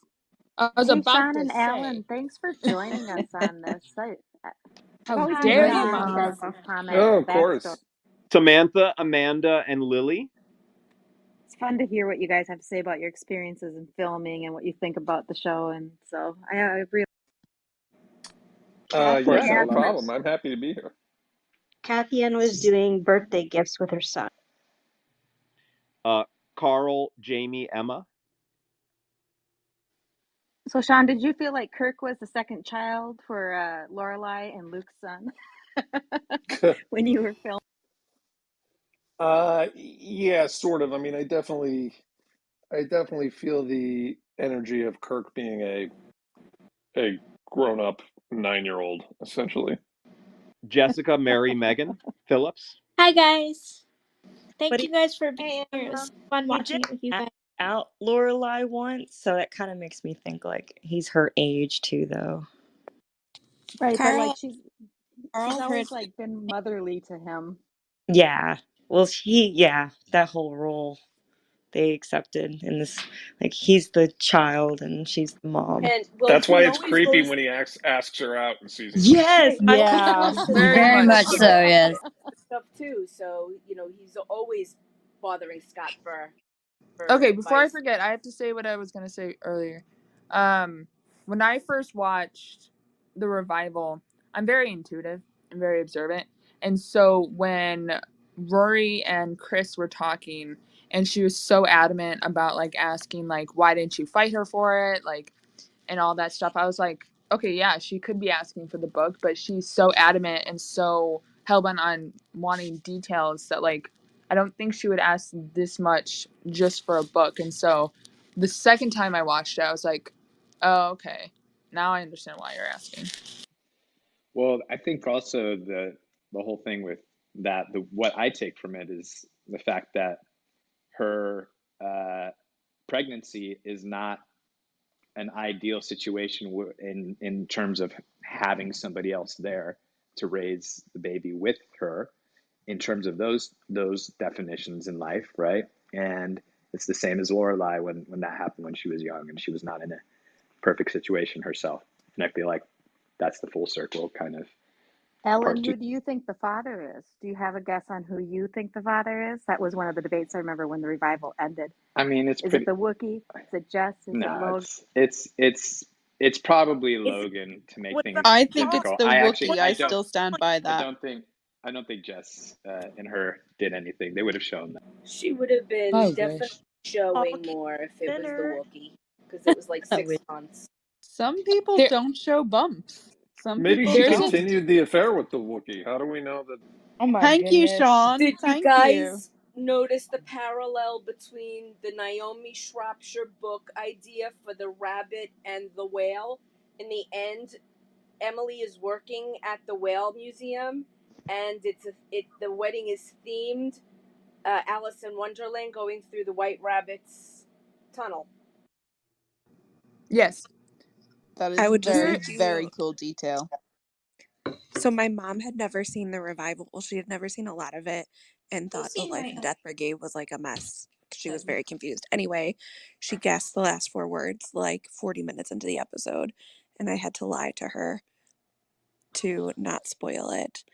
And let me just say it was a fantastic reaction from her when she realized she knew. Well, There's that Todd guessed it. Todd actually guessed it during the original series when we were shooting the original. I did too.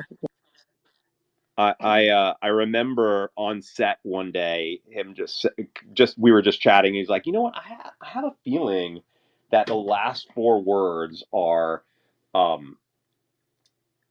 He didn't think that it was specifically those 4 words, but he thought that it was something more along the. He thought it was generally along those lines. I think it was something like, "I'm keeping the baby." I think that that's what he thought that it was, but he definitely believed that the 4 words had to do with Rory getting pregnant. I That's so wish that very you weren't cool. spoiled on that because like I could just imagine how like amazing that would be if you did like see the first time. But I actually have to leave in a few minutes, but I was just gonna say like a quick thing about like sort of my theory is it's definitely Logan's, but I think Jess is gonna come back and help her raise it, whether they're together or not. Lily, you took what I was gonna say. Oh, I'm That's a very sorry. I popular agree theory. I'm also with sorry. that one, Lily. I People could do see agree Yes, with that a lot. Jess yes, become there is that too theory. So, so Yes, there Yeah. are three. There are three more people. There are three more people that that want to get up onto the couch. Kathy Ann, Kelly, and Mila Beans. So just raise your hand if you want to come up, and I will I'll bring you up. okay, I'm gonna say what I was gonna say before I forget entirely. Okay, so there is, yes, what Lily said. There is that theory that it's Logan's and that we'll kind of have a redo of Jess, like, help Rory raising the baby, just like Luke helped Lorelai raise Rory in a sense. But there's like so many different theories on like how Rory got pregnant and things like that. But I don't know. I like the whole theory of kind of having a redo of the series. I Yeah, me always too. thought that Logan was the father and that Logan is Rory's Christopher and Jess is her Luke. Well, yes, Yep. of course. Yes. Yeah. Here, I feel the here. And same that's way. how it's going to play out. I think Max is gonna come back and throw the whole thing up. I'm just joking. Well, Yeah, since you they're see, I think, married, John, like I know you were thinking, oh, that look was, and the way that Luke asked Jess, oh, you're long over that, right? And he's like, yep, long over. That was very much foreshadowing. Unfortunately, it wasn't foreshadowing for the end of that episode, but I've always taken it as foreshadowing to what was left to be explored should there be another version of A Year in the Life, which is up in the air. Like Amy has said, she would do it, but it just needs to be the right timing. So I do think that that's why they made sure to have that kind of lingering look there, because she's done with Logan, Dean's married, so maybe that'll happen, who knows. But but yeah, I think that's how I took the foreshadowing to be, not for this particular season of A Year in the Life, but for a future one. So does everyone understand this was a full circle? Yes. yeah. Yeah. I think we talked Well, about Oh, obviously. thank yes. God. Look, I just had to double check. I'm glad we're all on the same page here. That's why I enjoyed this ending, and I was able to put a kibosh on rewatching Gilmore Girls. Thank you, Amy. There was some fan speculation that maybe she was pregnant with Luke and Lorelai's baby. She was their surrogate. No. Yeah, I've heard of that too, 100%. I don't like that theory. I don't mind it, honestly. I don't think it matters at all who the father is at all, because it's about the full circle. It's just that she's pregnant. That's really the only thing we're supposed to pay attention to, I think. Well, and the fact that like Rory is same age that Lorelai started off with in the series. So Which Yeah, is this why they is, did it I 9 don't, years later instead of 10. Yeah, because technically she was supposed to be 22, right? Yeah, because I I will had I will say thought, that the end, that final moment felt very much like because I knew what those lines, I knew what those words were, and I kind of generally knew how the scene was, like where the scene was shot. Like I kind of was spoiled on that, but I didn't really know what the tone of the scene would be like. And I will say that tone of that last moment does feel like it's setting up for more. 100%. I mean, Sean, Yes. what's your interpretation there? I've never really quite had that philosophy. I know that Amy's intention was always to end the original series with those four words, as I'm sure you all know. Yeah. And when she didn't get to do it, she wanted to end the revival with those four words, which to me says that creatively it's very much an ending. I just think that you know, the answer, the unfortunate and kind of like least fun answer to the question of who's the father is we never get to know. That it's left in this sort of like creative other world where it will constantly be living in your imagination. Yeah. Now I could be wrong about that, but I don't know that, like, I don't know that Amy herself has some secret answer to that question that she's withholding. I think that it is meant to sort of be like, it's meant to sort of put a lot of the series in perspective. But you know, who knows? I don't know. But you know, but there is something that I've learned, actually didn't know this fact, learned this from fans, is that both Lauren and Amy still have clauses in their contract that allow them to get out of their contracts to do Gilmore Girls. Uh-huh. Yep. Okay. Which I just think is interesting. Well, Nikki is flashing. yeah, I don't know. Maybe they want to do more. But I mean, I think I mean that if that exists, then it would at least suggest that there's the possibility for more story to be told. And because I'm sort of with you, I actually prefer, personally, I prefer the idea that this would that those, I mean, as painful as that might be to hear, that we wouldn't have more of these characters in this world. I think from an artistic perspective, to end in that way and have that full circle and not break that circle to kind of continue to do more actually just feels more right.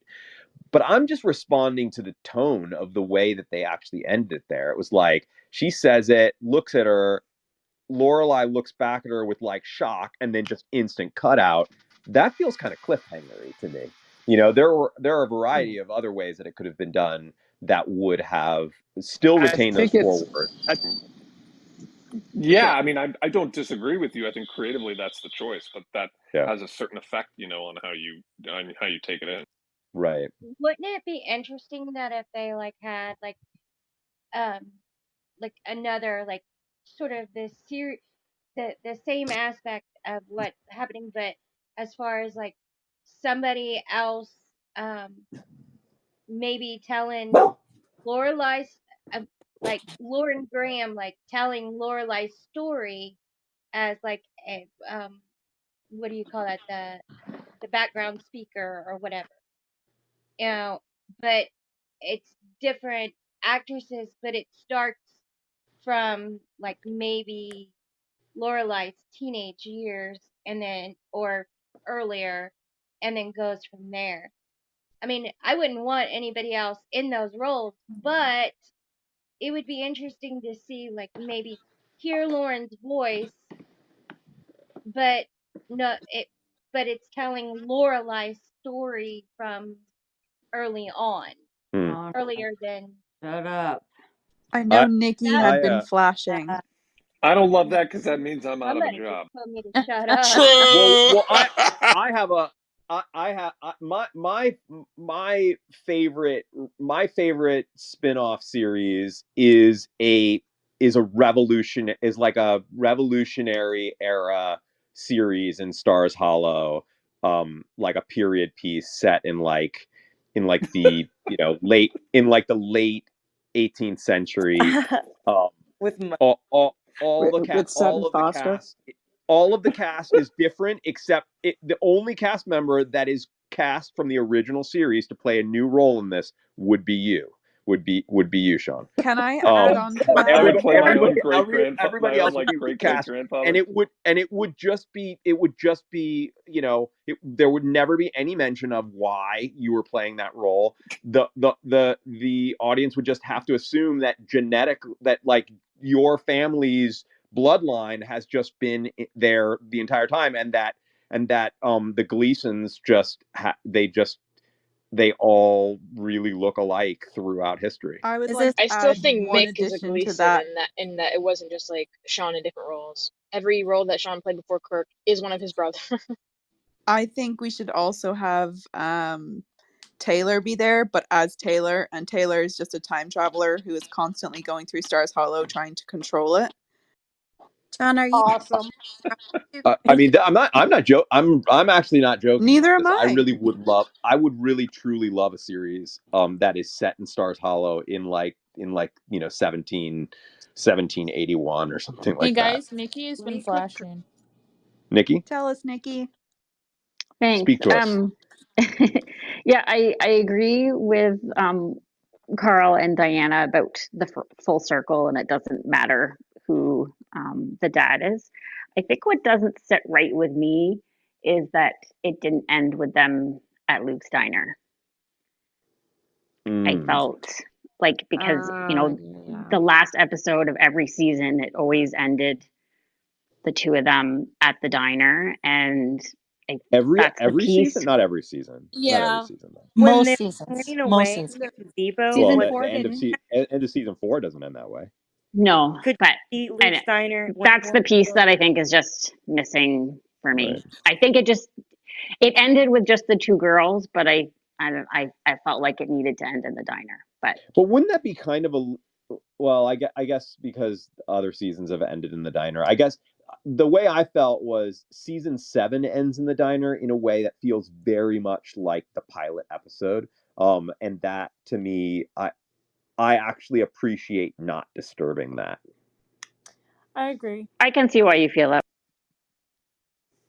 I love That's that just AU. that's my thing. Can we Stacy, talk did you want to about say something? your reaction to Melissa McCarthy? Because I we can't worked believe really I hard can't at not believe. spoiling you. So wait, so Sean, were you spoiled on that when you watched it for the first time? Did you already know that she was doing it? No, yeah, I knew she was. I knew she was coming back first scene. Because I feel like that was also kept from the public, right? Like that must have been a Oh yeah. Yes. surprise. That was Yeah, a Yeah, yeah, it that surprise. was was a in the Oh yeah. preview of the. that was a secret, but they. I was aware of that just from being around. I don't know. Right. I You heard were somebody aware of talking that about from being around George Bell because George Bell was, it. was because George Bell is the one who uh kind of spoiled me on the final moment. um, well, I think Dan actually told me about Melissa coming back, and I know that like it was super tight. They had her for you know, and they didn't know till the last possible minute. So Amy, if I'm not mistaken, had to kind of write that in such a way that the scene could be cut if necessary, which is a really, really tricky thing for a writer to have Mm-hmm. to do. Yeah. But I thought she did a great job, and I think I love. It's so brief, but you just see how good Melissa is in that scene. Like Yeah. she just goes, she just walks in for 5 minutes, she crushes it. I liked getting to see the original three kind of bantering again. That felt very, very nostalgic to see those three in a room together again. I also thought that correct me if I'm wrong if I missed it then, but I didn't really get a sense that Michelle has decided to stay. That like that he like I kind of get the sense that they're going to eventually find somebody to replace him, and he's eventually is going to move on. We just aren't going to see it. No. She's No, she's buying the buying the other annex to keep. building. Yeah, she's gonna buy She's the gonna Oh. have him second run the building. spa. That's why she asked Emily for Oh. the money, because then she can keep him Aha. taking See care of her. that's what I missed because I didn't really get that. I was like I'm not I'm not understanding why she's needing that. Now I get it. She's Okay. gonna Gonna have buy to the watch nuns it. building and make it an annex to the dragon. All right. That was a moment where I was just talking, I guess. John, can Yeah, I you're ask just you gonna have to something? watch it again when it's a quieter time when you could just sit and watch it. So you'll catch a lot of things that you missed. Oh yeah, I'm sure. From This the original series and this one. is this your Uh favorite episode of the four, or do you still oh, like when? hands down. Oh, hands down. So much so of the three, this is my favorite. So much so that I almost feel like it just makes me like the other three episodes even more. And like I said, I get in some of the promotion that I've been doing for A Year in the Life, you get like the occasional like fan, like the occasional Gilmore Girls fan will like reply with a snarky comment that's like, that basically says that they hate the revival or that it's terrible or whatnot. And I mean, I mostly was just ignoring that because whatever, doesn't really matter what we're doing, what they think. But now, I'm like legit kind of a little judgmental of it because I think that this episode was fantastic. And I think fantastic, like the best of the old series was fantastic. Yeah, sure, there are little things here and there. We can debate all we want about, how we feel about where Rory is in her life and, and all of that. But just from like straight writing narrative, this was just a great episode of Gilmore Yes. Girls. John, could I say one thing? Yeah. Mitchum was right. Carl. Not because she couldn't be a great writer. No. I'm not still on it. It's just we now can accept it because we finally finished the series. The thing is that it's not that she wasn't a great writer. It's just that she's a great novelist. Maybe I don't know. I will say, John, we haven't read her book, so I don't think really it would be a novel; it'd be a memoir. Oh yeah, there we go. A memoir in like a bookish form. How long would it be? I don't know. I think we have read the book. I think we have read the book because the book is the entire series. Like, Diana, I think that's Period. exactly what I was going to say. Yeah. I was going to say, doesn't it make sense that what she is writing is what we actually have witnessed on the screen? That's exactly Yes. it. And that's yeah. why, Oh, yeah, for sure. But that's why Lorelai is the star of the show, is because it's all through Rory's eyes. Like she has, she's told the story of their entire life, and like who even knows if they're the Gilmores? Maybe she changed the names, And it's also why it starts when she's 16. It starts when Rory starts, because she told her mom she's going to make it on her. So it starts when Rory starts to have a life outside of just Lorelai. Yeah, and I also think that like that ending choice, it really made me feel complete as a Gilmore Girls fan and as a Roseanne fan because that's a similar, well, not exact same, but just like some similarities to like the Roseanne original run series finale where like we find out that Roseanne was just writing books the whole time. And I'm like, oh, look at this. Rory's about to write a book. And she's pregnant. Oh, the end. It was not. So I have to share, Sean, that I'm not a big fan of the revival. I have watched it a few times. I'm not a big fan. But watching it in this environment hasn't completely turned me, but it has altered it. And someone was saying, Anna was saying that she now likes it also from having watched it. So I think the environment helps.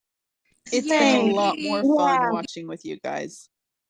Yeah, same. I think I'm gonna rewatch it again, and this would be my third time rewatching it. So a second time rewatching The it. reboot, the reboot, or the A Year in Life. The Year in Life. Oh no, Gilmore Girls. I watched probably 100 times. So yeah. I have a very important question for you, John. How does it feel that you can no longer be spoiled on anything? Feels good. You're free of the shackles of spoilers. There are some things that he has missed though, because there has during the original series. So well, yeah, there are little things here and there that I probably would pick up on another watch, but yeah, I mean now I'm not really spoiled on anything, and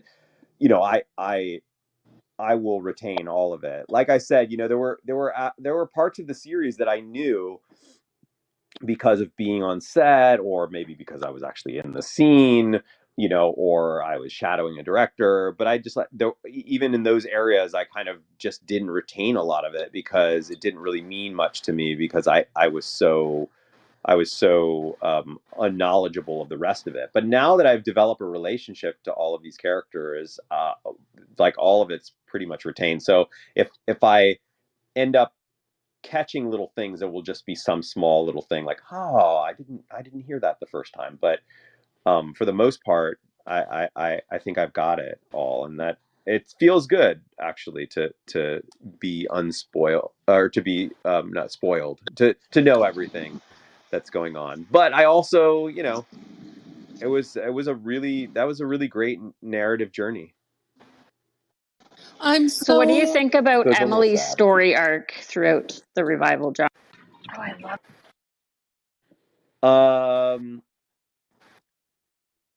I liked it. I thought that was nice that she's sort of finding peace in her like aloneness, in like,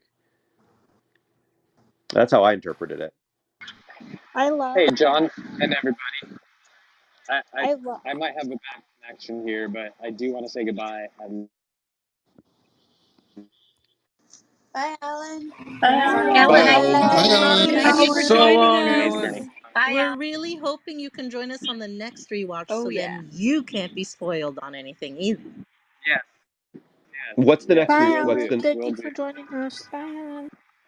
Bye, Invite me Ellen. to everything. I love you all. Sean, it's been great Love to see you. you. Nick, I love you. And Likewise. John, thank you so much for showing I showing have this. that $300 for you. I promise I'll get that to you. Gotta know the story about that. I love you. All right. Bye. Sean, what's your favorite of the revival episodes? Well, this is the only one that I rewatched, but I if I recall correctly, I think it's probably this one. But Yes. they were harder because they're longer, so it's harder to kind of process them as individual episodes because they all feel like double episodes, you know. Yeah. Um, I was actually saying a bunch that I think that some of the reactions from fans, the negative reaction from fans about the revival, I actually think a lot of that comes from them being double episodes, because I think that that making them double episodes changed the pacing of the episode a bit. Not writing to those 45-minute marks just changes the it just changes the pace yeah, that's true. of the narrative in a way that I don't necessarily think it's bad. I just think it's unfamiliar. And I think that if they had done 8 episodes instead of 4, it would have Hmm. felt a lot more like it would have flowed, even if they just used the exact scripts that they had here and they had just written, just maybe tweaked them a little bit to write them to those 45-minute marks. I think it would have felt a little different. Do you think the And flow would have been the same as like I think the it would have been original more went through? similar to I think it would have been much more similar to the original series. But I don't know if that's necessarily a good thing, because I actually don't think that this series should be a season 8. I really like the idea that this series is its own thing, that it's its own almost quasi spin-off series. Me too. And Really? that it can kind of live as its own piece of art, separate from the original series. I definitely don't think of it as a season 8. I agree with you. It feels like its own thing to me. But I think that a lot of people that really don't like it wanted it to be a season 8. Hmm. That I think that I just think that's sort of where Yeah, some of the maybe so. negativity on it is, because while I definitely see like things like the musical in the summer episode, which I really liked. I really liked it. I don't know what I was expecting. I think I was expecting something a little bit grander than what it was, but the fact that it was so not grand, and also just constant, for 10 minutes, there was something so bizarre about it that you really do either love it or hate it. And those who love it just sort of enjoy the ridiculousness of that. That bit Yeah, played too long for my taste.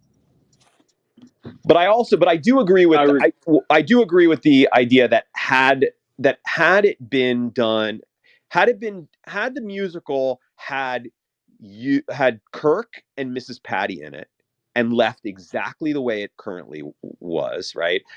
Just remove those new characters, remove Sutton, and instead replace it with Miss Patty and with you, but play it exactly the same way, same length, everything, people would have enjoyed it a lot more. I'd have watched an entire episode of just that. They would have enjoyed it a lot Yes, more because absolutely. it would have felt more like in line with the series. But then you add one more element to it, which is we've seen stuff like that throughout the original series, but we never were asked to sit and watch it for 10 minutes. Usually what happens is they cut away to something else happening in the town and then come back to it to find like, oh my God, we're still watching this thing.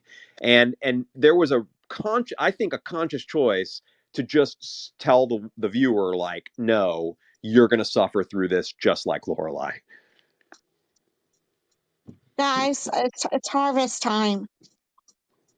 So, Thank John and you. Kendra, you guys are absolutely right.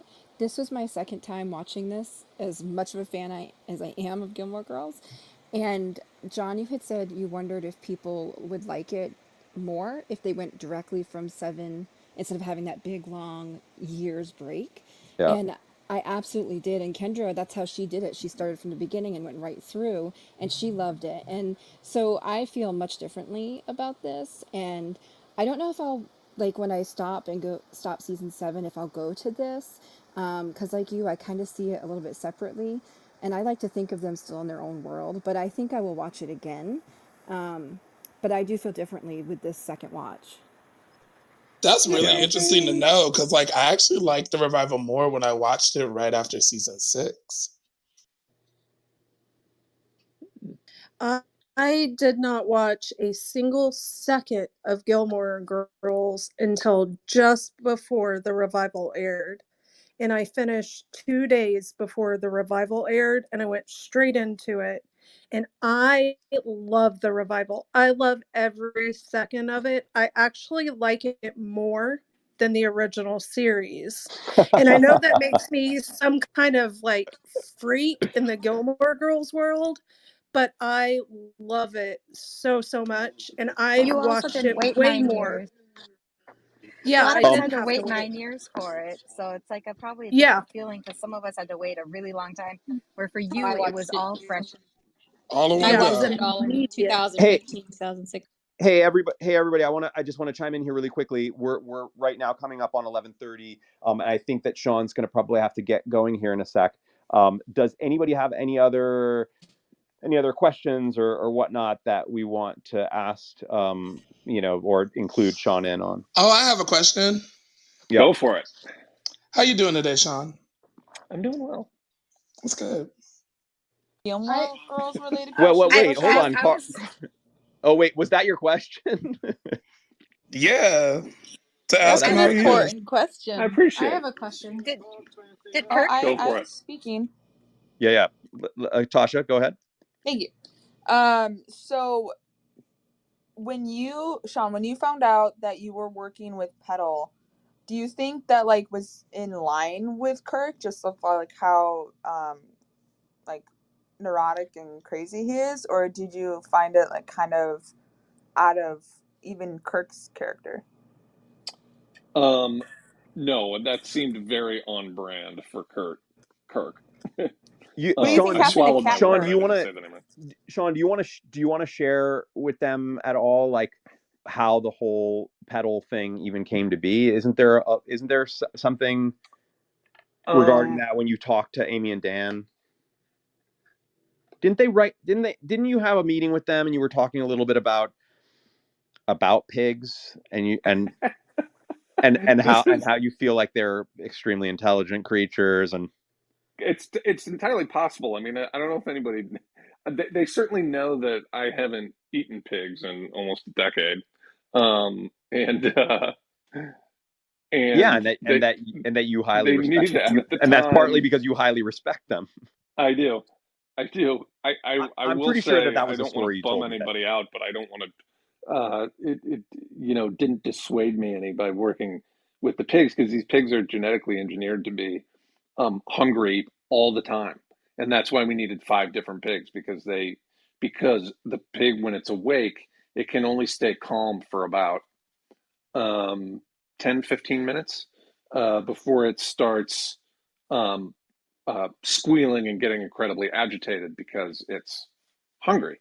Um, and so I actually love the message of having a pet pig and treating a pig like a domesticated animal like it is. But it was a little sad. It's a little sad working with those pigs and knowing the kind of lives that most pigs lead. So again, yeah, let's bring it back to something a little more fun. But I'm sure that you know, I Amy do and Dan I know do that I'm remember like you an telling me animal that you, rights guy and stuff like that. So that could have contributed. But I don't know. I think maybe they just thought it was funny for Kirk to have a pig. Did you have any storylines you wish that Kirk could have fulfilled, or that you could have fulfilled as a character of Kirk that you didn't get to do, or that you might have liked to have seen done differently? You know, uh, the short answer to that is not really, because I never really thought of, like, there was nothing collaborative story wise about the show. I was very much, all of us were just very much performers. So we would get the scripts and then we would interpret the scripts. So the idea of having things that I wanted to do was never really totally there. Although I did always feel like um, that in the election year, it's like we were on hiatus and then we're just coming on. So the only real election year that we would have been shooting was 2004. And I always kind of thought in the back of my mind, like some sort of election narrative with Kirk probably running against Taylor for something. You know, first his running mate, and then they get into a fight, and then they're running against each other. There's a lot of Tinder for comedy in a Do you in a think plot Lulu line and like Kirk should that. have And so gotten married? that was something that was always kind of in the back of my mind. Well, you got Where do Kirk, you you see got the where do Dean you see scream, Kirk and now? Oh, What? Say that again. The where Easter do egg you hunt. see You Kirk had the now? Dean scream. Yes, that's right. That was they did kind of like wedge that in there. So there was some, but then that was almost the end of the season, and it was earlier in the election cycle. And then by the time we came back to shooting again, the election was almost over. So it just kind of didn't really overlap as much as maybe it just didn't suit the narrative perfectly. But you're right though, that the Easter egg scene does have the Howard Dean Do scream. you think that Lulu and Kirk should have gotten married? Um, I probably not. I think that's just. I think it's just a little more focused than Kirk got as sort of a more comic relief type character. I think it's more likely that it's like that it would have been some crazy marriage that people talked about, if it ever went that far. But I never saw it as really a possibility as something that we would actually do. Um, Where do you Also, see Kirk I don't know now? about you guys, but I always I had tons of fun with the Lulu scenes, and Rini Bell is just great, and wonderful to work with, and um, but there's a part of me that feels like Kirk works a little bit better as a sad sack, and I almost think he's more funny the more pathetic he is, and he's a little more pathetic. I don't know. That's Yes. just kind of how I feel right now at this point in my life. But Is he still I'd living be with curious to mom? hear thoughts about that. Yeah, I think so. He's still living in his mom's basement, right? well, and what's really Oh, nice is that last scene that Kirk gets the text message that it's perfect, all caps, and it's like the one moment in the entire series that Kirk has been given like a pat on the back, like good job, buddy, you did something right. And I think Yeah, that's a really nice ending for him. I agree. I love that. It's one of my favorite things about the way the series was wrapped up is that I like that Kirk just has a moment of like, wow, I actually did something right. Like people are happy. Kristen's been It's following sad him. too in a way because he just wants, that guy just wants approval more than anything in the world. yeah. Do you have a favorite Kirk moment, Sean? Um, there's a few that stick out. I've always said, even though it was very early in the run of the show, that there's a scene on a park bench with Jackson, after where Kirk has to, or where Jackson tries to buy back the basket Oh, I in love the that. and that's Oh yeah. and that I that love one, that one always really sticks out to me, just because um it was the time as an actor I realized when we did the after I did that scene, I it definitely sank into me that I was going to be on the show for a long time. Mm-hmm. Um, and so, like, from an actor perspective, an emotional perspective, that scene always really really jumps out. But it was with me for so long, and it's such a pivotal point in my life. Like, there's a ton of scenes, but I love all. I love the Kirk singing "Do You Love Me" and the Tevye um, in the Fiddler episode, Oh, that was so. and I think that Kirk as Jesus in the Festival of Living Art is probably the funniest stuff I did. Like, Yeah. if I wanted Hands. to put my I think so. performance into a time vault, I think that's probably the episode I'd choose. The Um, sermon. The sermon. Oh my The gosh, that was so great. the I sermon told the story, but the sermon was like given to was me written. minutes before. I mean, it was given to me literally less than 10 minutes before we shot it, and I couldn't. I was like, what? And if anybody knows me as an actor, they know that, like, I'm particularly then, even more so then than I am now. I was very, very uh, meticulous. I'm very measured. I like, I like to really know my stuff backwards and forwards. And he just thought that Dan thought that monologue would be funny, and they kind of needed it in the background anyway. So so he just kind of wrote it the night before and then gave it to me on set. And I was like, whoa, okay. But yeah, man, It's that episode freaking is so much funny, fun. man. It is really You funny. did such a good job. Kirk was literally my favorite character throughout the entire show. And I started when it first aired. And yeah, you did an amazing job with Kirk. Thank you so much. Hey, I so agree. we have time. Sean What, has time for one more Sean, question. Sean, Kristen. this is Kristen. I guess it's a twofold question, but as a watcher, what is your favorite season, and what would be Kirk's favorite season? As the second question. Wow, getting in two questions for the price of one.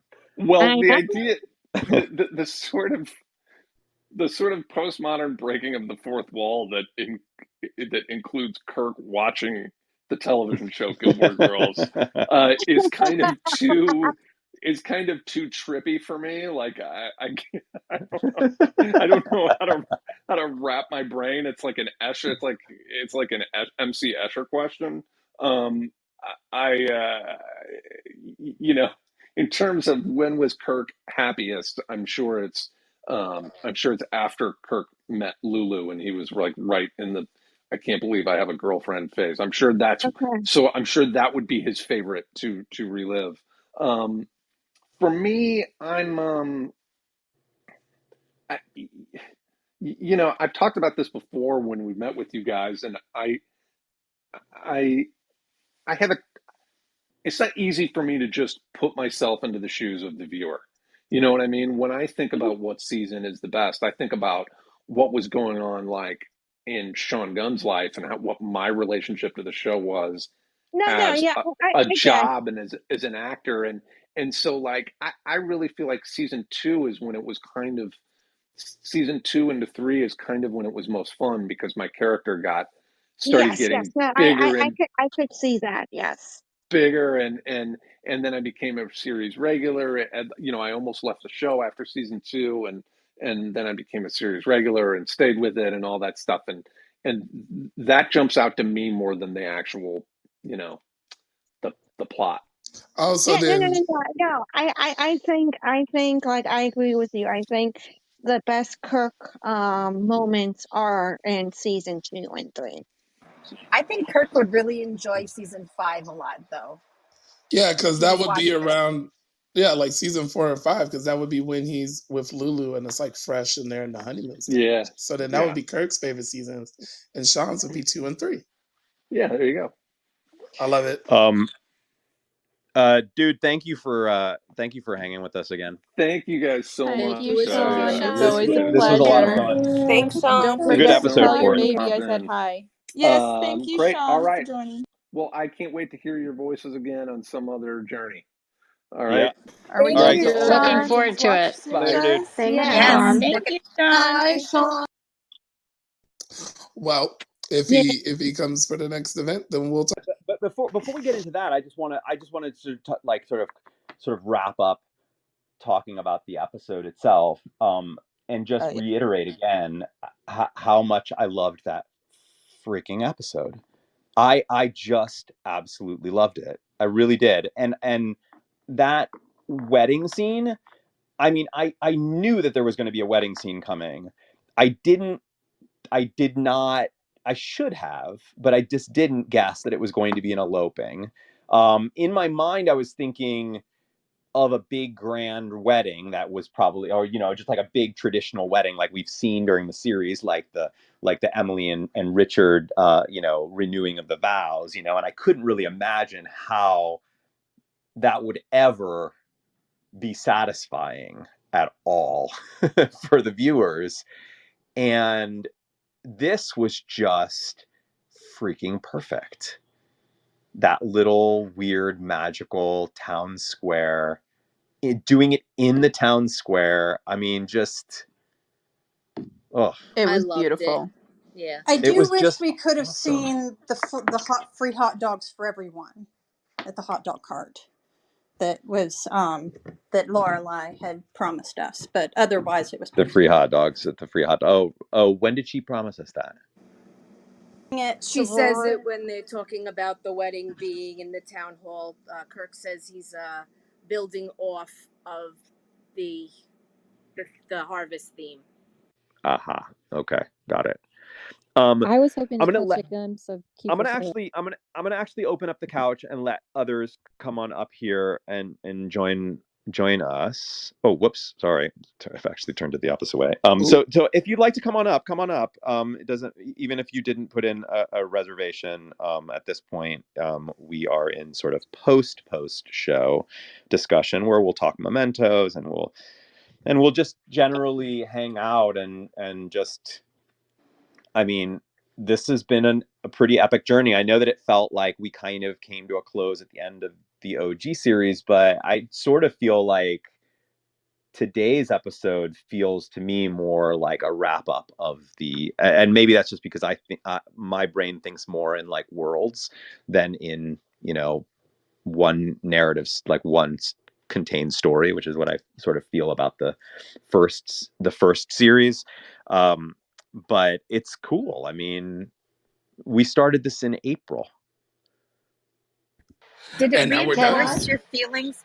Did it reinforce any of your feelings for Emily, or change any of the way you feel about Emily after the revival in general? Because you were Well, kind of a fan of hers all the way. can we talk quickly about the fact that Emily wasn't at the wedding and how that was presented? Because the way that it was presented like with there was almost like I didn't, I felt like A sense of I felt like peace. I felt like that said more about Emily's full arc and how she's grown than anything else. Even though she doesn't technically know that the wedding's going on, to see her at peace alone there, while this wedding is happening, and to not see her like super stressed. We've got a wedding coming up the next day.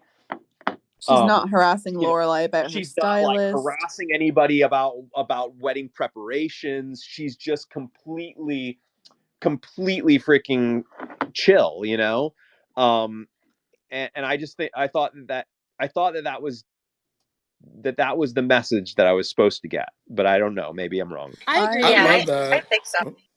I I agree with do wish I wish that she had been there, because she had just said, and they had just toasted to themselves, that that she was saying that, Lorelai, you look happier than I've ever seen you. Let's pull out the most expensive champagne. I really do wish that she was there, just because Kirk called her and said, you need to be here tonight at this time so that she can see her daughter get married the way Show. she wanted to. What annoys me is that Rory All right, did not change out of Hapiji. Wait, before too much comment on it, can I get a show of mics? How many people were like, that felt right for Emily's arc and for what's going on? Like when they first watched the series, not based on me saying it now or our watch through now. Show of night, how many people felt like this feels right? This feels like the way it should have landed. Okay, that's a lot of people. How many people were like, I felt like she should have been there and it felt weird to me that she wasn't? Show of mics. Super weird.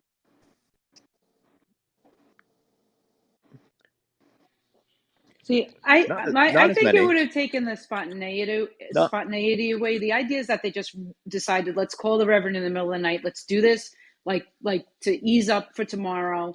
Doesn't mean Emily even knows it happened. So in Emily's mind, she didn't miss anything. And I just feel like the spontaneity of it was, we're just going to run off and do this little fun thing, just us with Rory, and let's grab a few people from that could witness it that are awake. And if Emily had been there, and people complain that Suki wasn't there, but really, how could they have gotten Melissa McCarthy for that scene too? And it's just like it's just a spontaneous thing. Lane was there though. Lane was there. Yeah. I personally she would have worked. liked.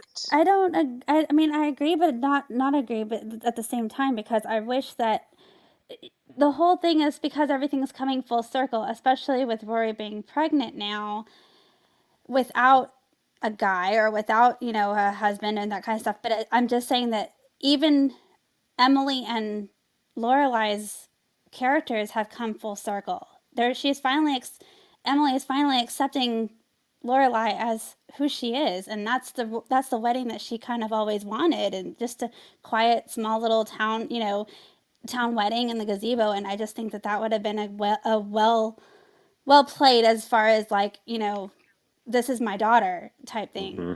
That's how I see it. Yeah. So I wish she was there. I always thought that Emily really kind of came into herself in that last episode. I feel like she admired Lorelai's character often throughout the series, and we finally kind of see her start to take on a lot of those qualities that she admired in Lorelai. I am kind. Hear me roar. Yeah, it's definitely sorry, John, just very, very quickly. I just think we basically saw Emily multiple times saying like her life would be over. She would essentially die with Richard if he ever died before her. And getting to see her realize, you know what, no, not that this is not any ill thought towards Richard or them as a couple, just she never got to be her own person. She went straight from her parents to college to Richard, and she never got to be by herself. And it's very, very beautiful to see her realize her strength. You know what else? Before because there are a couple folks that I want to get. I want to hear their specific thoughts on it. I would like to hear Sabrina's, and I'd like to hear Mandy's in a second, because I know that they both flashed their mic saying it was weird. But one thing that I will say, part of why I don't feel like it was weird is because for me, the deal that they make, the Christmas visits deal, felt kind of like the closing of that full circle loop for those characters. And to have her then show up again after that, to me, would have sort of broken that really nice narrative circle that they created there. It felt like the deal had been made. I'm going off now to Nantucket. I'm going to, live in my, in my new me. And I can't wait to see you at Christmas with your husband. And you know what I mean? Like it felt nice and closed. I do have a quick question though. Hold on, Tasha. I would like to get some other folks here that I'd love to hear their responses to that specific question. Sabrina and then Mandy, could you just give me some insight into why you feel like it was weird? A lot of this is coming from my first viewing of this years ago, because you asked about our initial thoughts on this, but I still think it's a little weird. I don't know. When I first reacted to this, I thought, oh, great. Another thing I can imagine Emily just saying, like, oh my God, you did this to slight me in some way. But now thinking about it more in the way that you framed all of this, maybe not. Maybe she would just say, if they even tell her or tell anyone for that matter, maybe she would just say, well, that's Lorelai. That's what Lorelai's going to do. And all that matters is that I guess she's married in the end, I don't think that they are going to tell her. I think that that's just going to be the secret of the people who are there. And I think tomorrow's wedding is going to be, the wedding that Emily wants to be a part of. And she's going to remember that wedding as the wedding. And that will be I think that there's something nice about that. I think And I just if want to it's say, after midnight. I think it was weird. I think it was more weird now looking back on it that Michelle got out of bed for this. Right. And was smiling. Yeah, that's true. That is true. Mandy, did you want to add to that? Yeah, I actually, the first time I watched it, Emily was not who entered my mind about it being weird that she wasn't there. And like, to be honest, I did not realize the first two times that I watched it that they were going to redo the wedding the next day because I didn't watch it that closely. I didn't enjoy the first three, so the last one I was just kind of over it. But like the townspeople, especially Suki not being there, that those are the people that it always felt weird to me that they weren't there, especially Suki. Like it never made sense to me. Can I just piggyback on Mandy's opinion of it, the kind of weirdness? I never particularly liked that Luke didn't have anyone there. Everyone who was there for Lorelai, Rory, Yeah. Michelle, Lane. That's true Jess too. could have been there, I Yeah, know that was a Liz bummer and that Jess wasn't TJ. there. I like not even for the theory of John thinking they were going to hook up in the bushes, you know what I Ugh, mean? yeah. Just for the fact that Luke didn't have any family or friends there, I just think it would have balanced it nicely if they'd used Milo for that scene as well. But he could Yeah. have friends. For Sutherland. He's very close But with Lane is with Luke's Zach friend. and Lane. He's but godfather all to the three twins. of them are Lorelai's family, so it's Luke's family. I think it was Yeah, more Yeah. I just get it, logistics. Godfather but to Lane's twins. He is very close with them because she and Zach worked in the diner for so long. that is So true, they are yeah. they are like his. Yeah, I I think actually it's agree. just I actually agree with that. I think the reason why Suki's not there is really just genuinely they could not get Melissa McCarthy because she I absolutely know needed to be that, there. but I think You know, that's I that why know that's that, the Michelle but only was it there thing. just, I instead. And mean, I that's kind of what just feels I so just kind of off about it. but I kind of forgive it for that reason, just because I know from a production standpoint, it's just they would have absolutely loved to do it. It just logistically couldn't happen. But I do think Jess should have been there. I really do think Jess should have been there, and I actually would have. It's so crazy that I'm about to say this, Tasha. You're gonna be happy to hear this, Do I'm it. sure. Do it. Do it. But I think it would have been nice, like to like have him there and Rory there, and like it probably would have been it would have made the next morning telling her mom that she's pregnant moment a little weird. And certainly they certainly couldn't have hooked up and that moment worked. So I probably would have lost my kernels regardless of it. But I think that by the end of this revival, I think that I am like, I think that I'm more I think that I'm more into Jess now. Like I think I Yes. might be more into Jess as like Yes. Adult Jess. as like as yeah as like potentially probably the best one of the three for her. But I still am probably Okay. I'm still probably mostly in the she needs to be on her own. She needs to find herself. Period. Yes. She's gonna Can I ask yes. you? I'm gonna Yes, yes, yes. but I'm also sort of feeling Wait, wait, but wait, I'm wait. also feeling like Kirk, yeah, Dean and her were good for a very small time, and that was that. Logan and question, John, then? wait, hold on. Let him Let me get this finish. out of his system. Logan, I think was like the strongest, longest relationship, and challenged her in ways that that I think were really important to her life.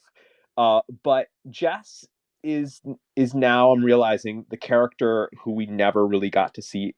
We never really got to see what it could have been. Like we got to see what Dean could have been. We got to see that like sort of play out as much as it needed to play out, right? We sort of saw as much as Logan could play out. I can't really imagine a scenario where Logan plays out like the Logan relationship plays out much further than what we got to see in this series. But with Jess, we do miss, like, we don't get it. We don't get to see what it could have been. And I think that that's what makes the Jess relationship, I'm realizing, so compelling. Can you imagine them as two powerhouse writers, publishing I don't owners? know. Can I you don't really know imagine? what I can imagine them. I can. All I So, know is that all I know is that there's love there, so and like we don't get to see it fulfilled. Go Wait, can ahead, I ask a Tasha. question, please? Yeah, Thank Tasha, you. what's up? Okay, so I'm very, very, very, very happy to hear you say that, and I've been waiting for so long to hear you say that. Did you Do expect to you hear it during the revival? actually? Yes, because with the whole original run through, what you were saying is that like we only got to see, and now what you're saying for the revival, we only got to see the Jess that was a little troubled and couldn't like really get his act together and all that other jazz. But now with seeing him be so like his head on his shoulders and being the Jess that we always knew he could be and things like that, it's very great to hear. But do you think that if we would have seen Jess the amount of time that we've seen Logan, do you think that you would have had the same like reaction? Because now like Jess is all grown up and he's like well matured and stuff like that. If we would have seen Jess as much as we did Logan throughout the series, do you think you would have still had the same reaction now that you? Oh, I can't answer that. I mean, I really, because I have absolutely no idea what that would have looked like. I mean, I that's too difficult for me to sort of like abstractly figure out. If you had asked me what I thought Logan and Rory was going to look like throughout, however many seasons we got to see them, I would never have known what that would look like from that master and commander moment that they have when they're in the hallway for that first time. I would have probably thought of something very different than what it turned out to be. I would never have imagined the season 7 or is it season 6, which is the season where Logan kind of comes to Stars Hollow and sees Stars Hollow for the first time and is like kind of a little bit broken, but trying to rebuild himself. I wouldn't really imagine that Logan either. So a big part of it is that like these characters grow, they change, we got to see Logan change. We didn't really get to see Jess change. We just got to see him changed already, And so I don't know exactly what his changing, if we had actually seen changing happening in real time with that character, I don't know how that would have affected his relationship with Rory if he had been in the relationship with Rory, because obviously change very often comes with conflict, even if the change is good. I think that for Jess, it was very good because he's sort of grown into a really awesome individual, but doesn't matter. Change itself is disruptive. And so had change been happening, had he been turning into the person that he became in the series while with Rory, that could have brought all kinds of really difficult conflict to their relationship that could have derailed it, could have, had it follow the same course that that Logan and Rory's relationship followed. But it doesn't change the fact that what we got was they weren't together while that change was happening, and he did grow into somebody that we got to then meet later. And because of that, we will always, we will always now, because this is what's happened to the relationship, but we'll always be left with this what if. So do you think Like, it's better that it what would that have happened looked this like? way?